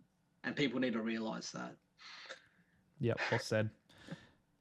And in saying that, if there's any other questions, chat, this is your last opportunity to do so, because I'm going to let these boys go. It's been 2 hours and 4 minutes live. But I want to give one more opportunity for someone who wants to ask any late minute questions. So I'll give you guys a minute to think of a question. And just quickly, Nikolai, I want you to know that the community does love you, and I've gotten millions of texts from people saying how much they adore what you've done, and you're basically a warrior in their eyes. So that's fantastic. And yeah, whatever you do moving forward, just remember there are entire countries and communities out there who will appreciate the assets that you have, like in terms of the knowledge and the heart, the spirit. Like Adelaide's a fantastic place, and trust me, from being from the Adelaide perspective, I decided to stay here, to going to America or the UK to express my creative talents in social media and strategy. I decided to stay here because I wanted to see what I was made of, and I feel like you kind of follow that same trend. Like, hey, let's try and push Adelaide forward. But sometimes there's a conversation with yourself where you have to be real and objective. You go, sometimes it's better to spread your wings at a place that will appreciate your gifts in full. So there's no, from the bottom of my heart, I know exactly how that feels, because I feel that way all the time about what I'm dealing with this city. So I don't know if that gives you any sort of insight into being okay to break the chain and go off and run off and be the next Albert Einstein. Just go, it's fine. Like, you're not married to Adelaide. You're allowed to leave and go create the cure to cancer. Like, that's more important than this city. But this city, this city is amazing. And I'm sure we'll come back. But I guess I believe in karma, and I remember, more than 20 years ago, I was very frustrated with Australian science. So, and the funding in Australia for science, again, my view was that it was mal-directed, and there wasn't a level playing field. And I got so frustrated that I sort of spoke out. And in Australia, you speak out about, science and funding and question it.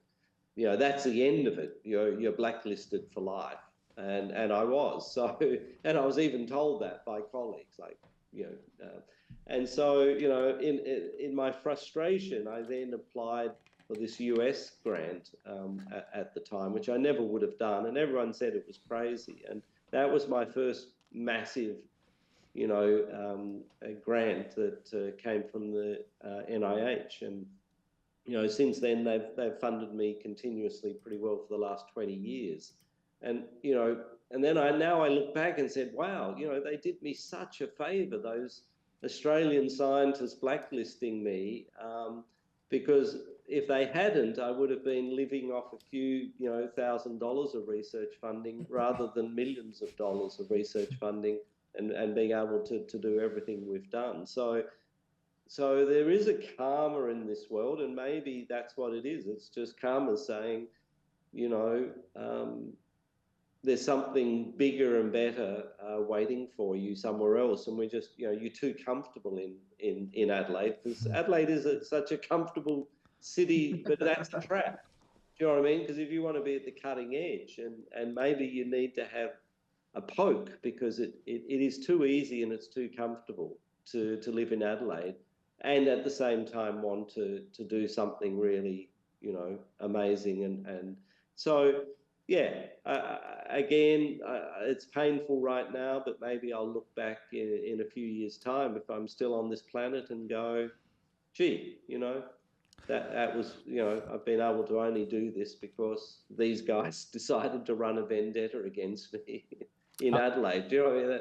Yeah. So life is full of strange surprises. So and there's so many more to come. I mean, all of us, you got to go backwards before you go forwards. And I was running into every roadblock with the vaccine mandate legal cases. Everyone was saying, Jay, what is you're going to waste your career just suing companies for mandating. You're going to lose every case. You can't win a case. No one can win a case.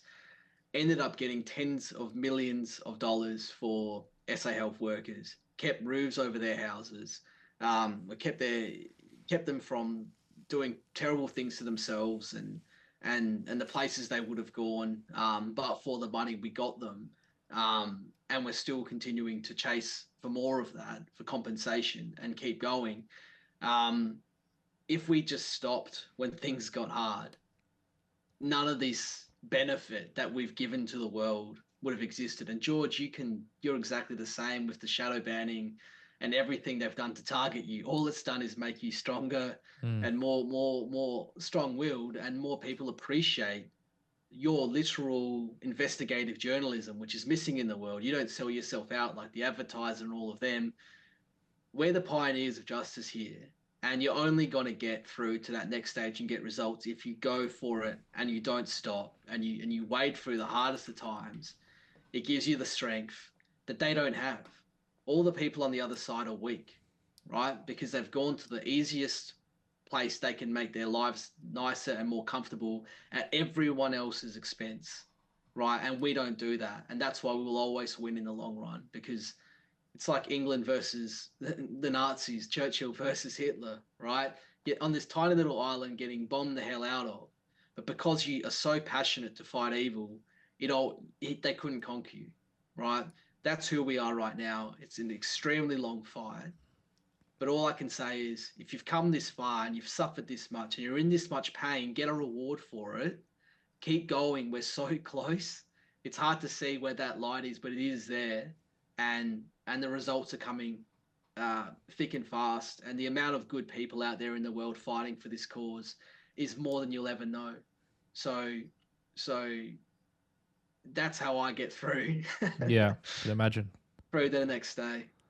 I was going to say it's another Chinese philosophy is fantastic, but there's an ancient Chinese saying is the tallest trees always catch the most wind.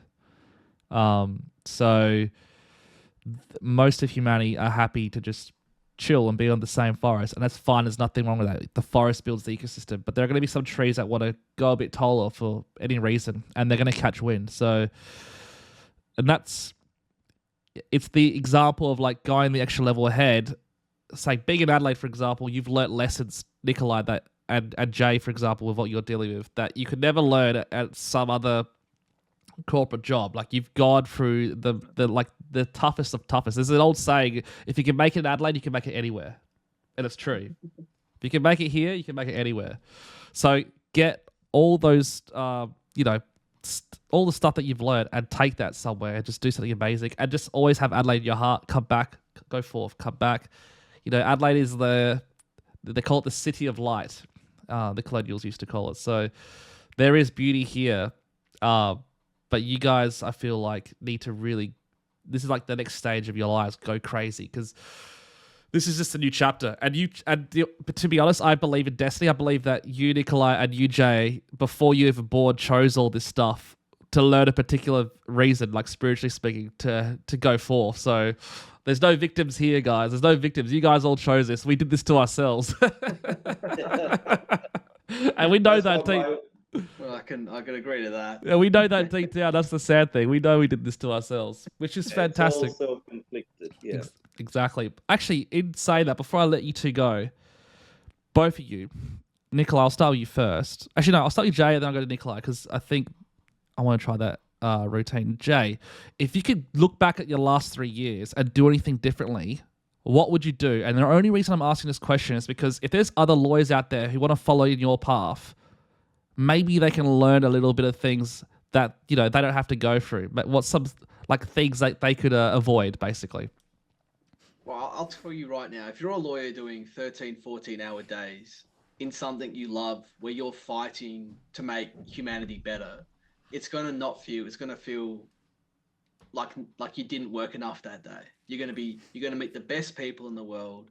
You're going to associate with the best people in the world that are fighting for the same cause. And it's excruciating hours, but you don't feel it because you love what you're doing. You love what you're fighting for. If you're working 8 hours a day for the Crown solicitors or Minter Ellison or a Piper alderman in this corporate place, where you're doing the most boring, billion-dollar company versus billion-dollar company, or you're screwing people over by being told this person can sue me, but we can just cost him out to the point where he or she will have to take a really average deal and leave. How can you live with yourself at night?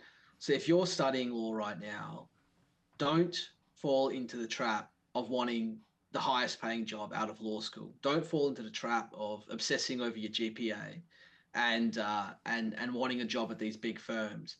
Actually understand why you study law. Why do you study law? What are you fighting for? And whether you go into corporate law, tax law, employment law, every law has a concept of human rights, right? If you're out there saving tax money for billionaires, and that's tax money that could be used to solving this cost of living crisis, you are a human rights lawyer, right? If you're an employment lawyer for the employer and you're in negotiations to give employees better living standards that actually cost your business money but make your workers happier, go for it. Even if it means the shareholders lose a bit of money here or there, you're making the world a better place because most of your shareholders have jobs anyway. So you don't always get their benefits from having a higher return on their shares. They get it from you helping laws develop that make the world better. If you're in family law, for Christ's sake, right now, everything you can do to help your clients to go through the stresses of divorce and sharing children and everything like that. If you're in law school or anywhere, whatever law you find yourself in, look through a human rights lens and making the world a better place, and you will be able to do the hours and push through, and you will wake up an amazing barrister, and you will convince judges, you will scare judges with your tenacity when you're in there and you show that you love what you're fighting for. Judges can't ignore that. That is the best advice I'd give anyone. In terms of advice to myself over the last 3 years: get more sleep, go to bed earlier, eat healthier, and go to the gym more for sure. Otherwise you'll die very, very early. But apart from that, I regret almost the only things I regret are impossible regrets, where if I knew what I knew now 3 years ago, I would have been applying those legal strategies back then. And back yourself. Don't be intimidated. Don't always listen to the senior, more experienced lawyers and barristers, because they can often be quite conservative and quite skeptical and cynical of the world, and really good legal strategies that take a lot of balls and aggression. I mean, I'm the first person in history to get Nicholas Beria in a witness box, for Christ's sake, and I was just out of my first year of law school. That was all through tenacity. So back yourself in law school, after law school, paralegals, and really love what you're doing. That's what I can get. So, guys, just to recap what Jay just said. So, don't chase the money. Chase what you actually are passionate for. Get more sleep. Look after yourself. If you're going to be doing all this stuff, you need to be able to look after your body. Your body's your temple. Don't be afraid to take risks. Take chances and don't always shell yourself to impress your elders. So go out there, and Jay's an example of that. And is that everything? I think that's the summary of that. That's a great summary. Yeah. Cool. Perfect. All right. Well, that's any young lawyers out there, wise words from Jay. And Nikolai, I'll just ask the question again. Looking back at your 3 years, if there are any other scientists out there who want to aspire to follow the similar path that you took, and what you did in their own way, what is the best advice you can give them of things to avoid or things that they should know to do what you did?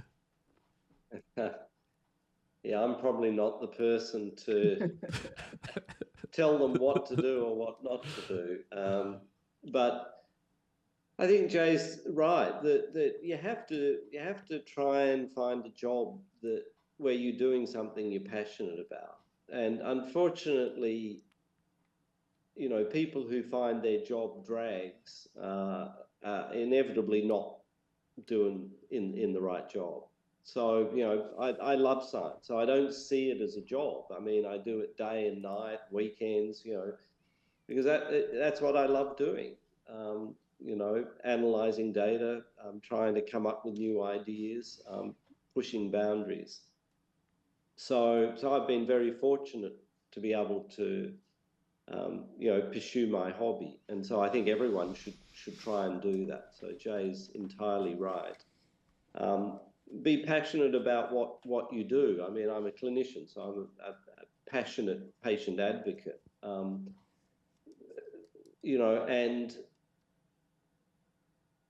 so I think that we've lost a bit of passion again in people. We've been trained not to be passionate. I was always told as a young scientist, you're too passionate. Like get rid of the passion. And I can see why. I mean, essentially, science, you should be dispassionate in terms of not fall in love with your own theories. But I think they were misunderstanding that my passion was not the passion for my own ideas. I'm the first to try and pull my own ideas apart and question them and challenge them. But it's just a passion about science. I mean, it's a beautiful thing. The way the world is put together is so elegant. It's so truly amazing, and to be able to, find some of those things that haven't been found before and understand them for the first time, it's a wonderful feeling. So that's what gets you out of bed in the morning, as they say. I think where I probably have done a lot better is communication with your enemies, communication with those who turn out to be your foes. Because inevitably, when you look back and you're looking at all this, documents and trying to understand what went wrong, how do they end up so polar opposite to you? And what becomes clear is it's all misunderstanding. That they have a completely different perspective on the situation or what your motives are, and you realise that if you had some way to break down those barriers and communicate. So don't, again, it's always easy in a fight to start to look at the others as the enemy and not talk to them or not engage with them, to get hostile. When in fact the solution is quite the opposite. It's actually to embrace your foes and be nice to them and try to understand them.